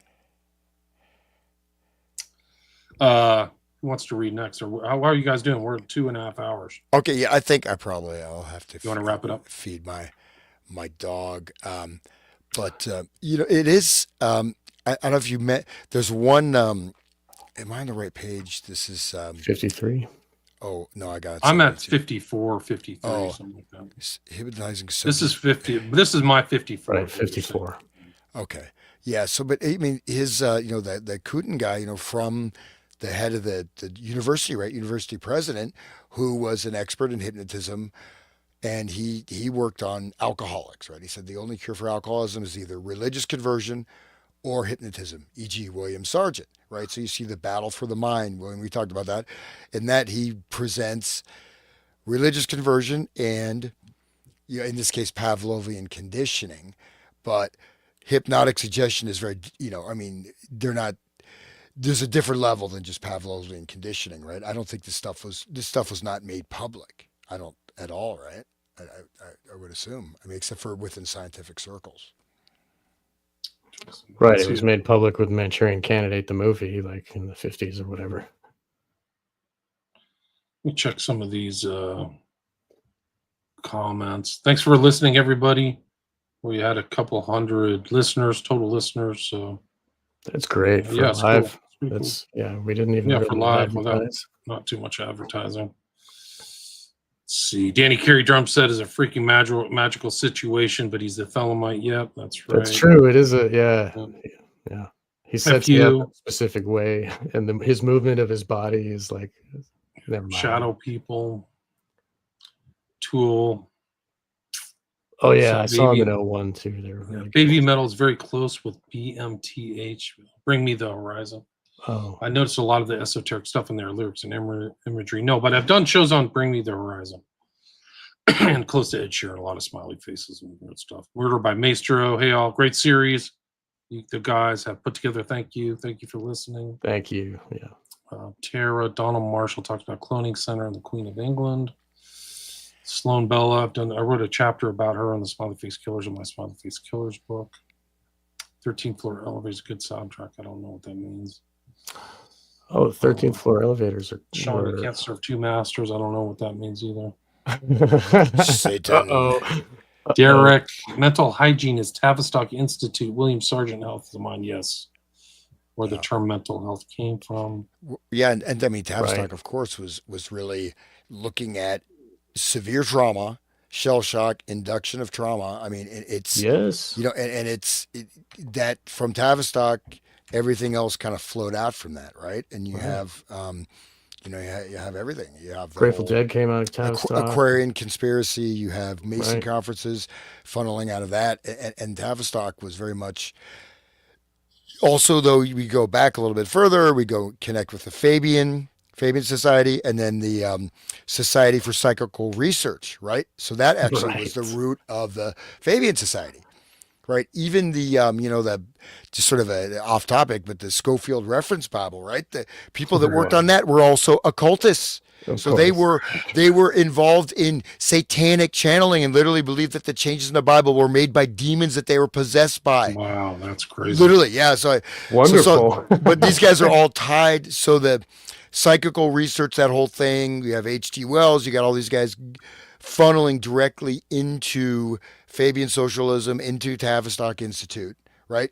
Alistair, you got Aleister Crowley coming out a bit later, but these, of course, these are upper crust, spiritualism, turn of the 19th century, the fad. We got like tipping and all that Arthur stuff. Conan Doyle, William Butler Yeats, Order of the Golden Dawn, and all. Sure, but all this goes right in. It feeds into Tavistock, and it's. But Tavistock is, actually quite. I guess a lot of people have done work on it, but I think this is a connection with that, but obviously not direct, because it's in the U.S. But I'm sure I don't know. They got their mind-controlled slave, probably the sex slave secretary. It's kind of implied, right? I was thinking the same thing. Like somebody's going to start to figure out, oh, she's a good subject. That's why they had secretaries in the past. It's like dual use. Like it really, the sexism was really bad. It's still bad today, but anyway, Johnny Sumatra. I love how the correspondence centers are on fee grubbing. Yes, Austin Hospital, Austin State Hospital used to be named the Texas State Lunatic Asylum. Wow. great. That's really Oh, funny. man. Third eye for the FBI guy. That's a good one too. Derek, Mental Hygiene is Tavistock Institute. William Sargent, we just talked about this. FU, what about those smiley face murders in the US and UK too? I think Matthew Perry's last picture was in line. So yes, it was, and I did a show on that, or an episode. Yeah. My step grand visitor was a Shriner. My step GMA Eastern Star. They were done by that time I was 14. Wimpole, this is by Gum. Wimpole Street, London was and probably still is the location of the UK psychopath medical fraternity near Freemason Hall. I'm not surprised. They probably overlapped. Jane Asher's father worked at Wimpole Street. The real part McCartney lived with the Ashers until 1966. Yeah, I'm not surprised. Rockefeller Martyr. William Sargent links to Wimpole Street and Dr. Asher. Interesting. That's a big wig. Johnny, great show as always, gents. Thanks, Johnny. Thanks for listening. Thanks, Zoe. Thanks for all the great comments. Derek, hand spot on. Yes, thank you guys. Tony Blair, Jacinda Ardern used to work for Blair, later NZ Prime Sinister during pandemic. Yeah, they did.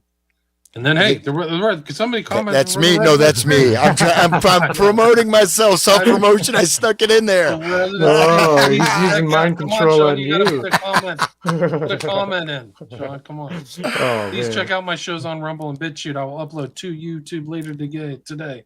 The Resonant State name. Check it out. Thanks, guys. Great show. Thank you. All right, that's all the comments. I just want to thank you, William, and thank you, Hans, for continuing this. This is fun for me. I just always want to say thank you. I'm enjoying it too. I'm really enjoying it. Everything.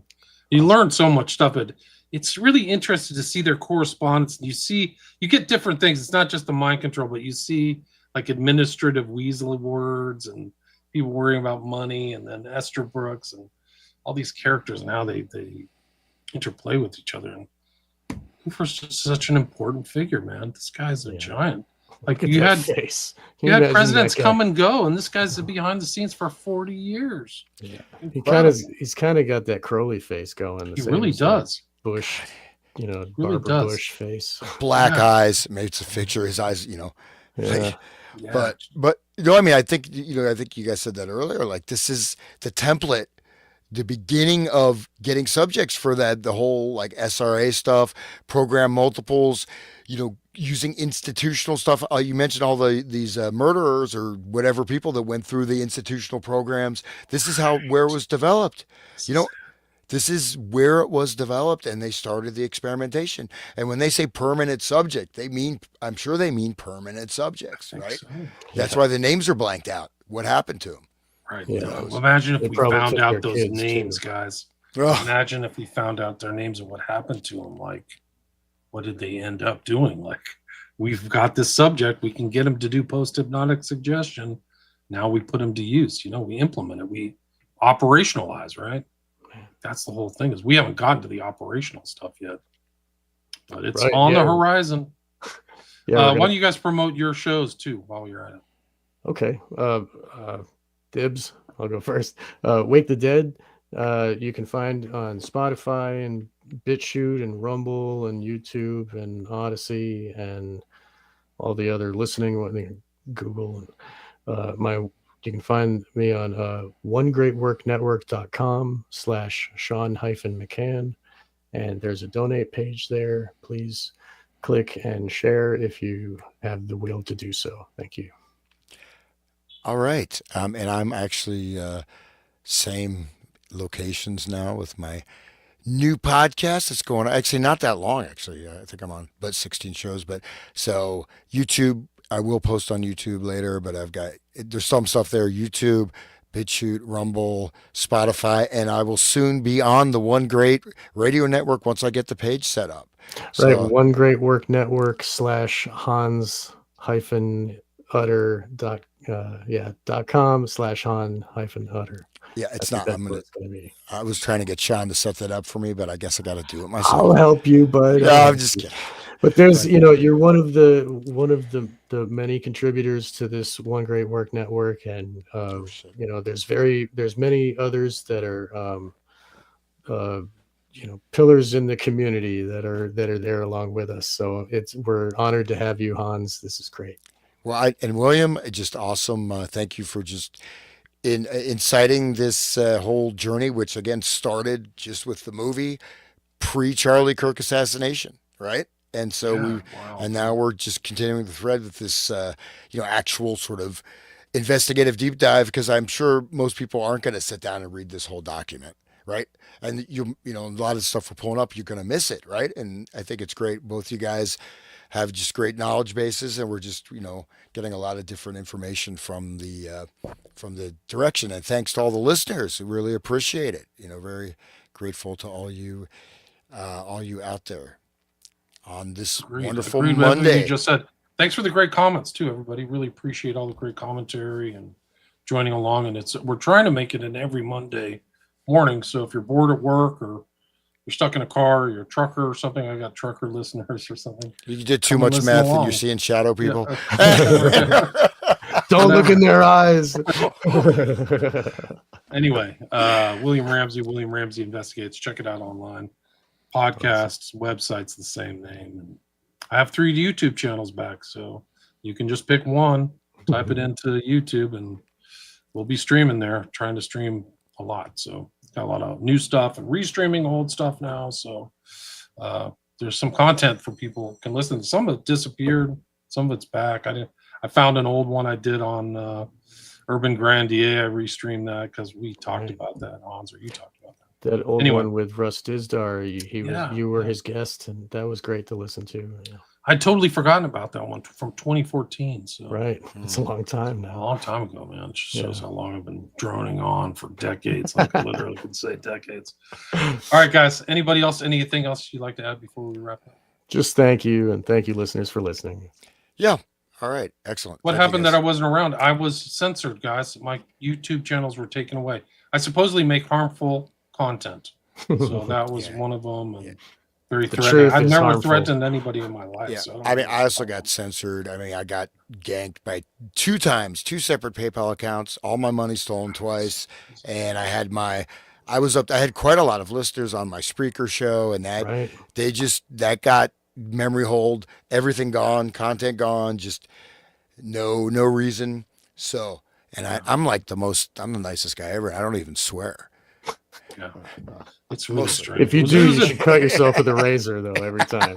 The Biden era was a really dark era. It was really like informational warfare, COVID, dark winter, stealing. Just like tons of billions of dollars are missing, hundreds of billions of dollars are missing. Nobody's doing anything. Like, oh, just forget it. You want to talk about mind control? That's a recent implementation of informational warfare and mind war of the first order. Like, and then part of the mind war is to make you amnesiac and forget it. So if you think like these guys are forgetting stuff in amnesia, get a mirror, because it just happened to you. Anyway, signing out. Thanks, guys. Okay. Thank you. Good night. Or good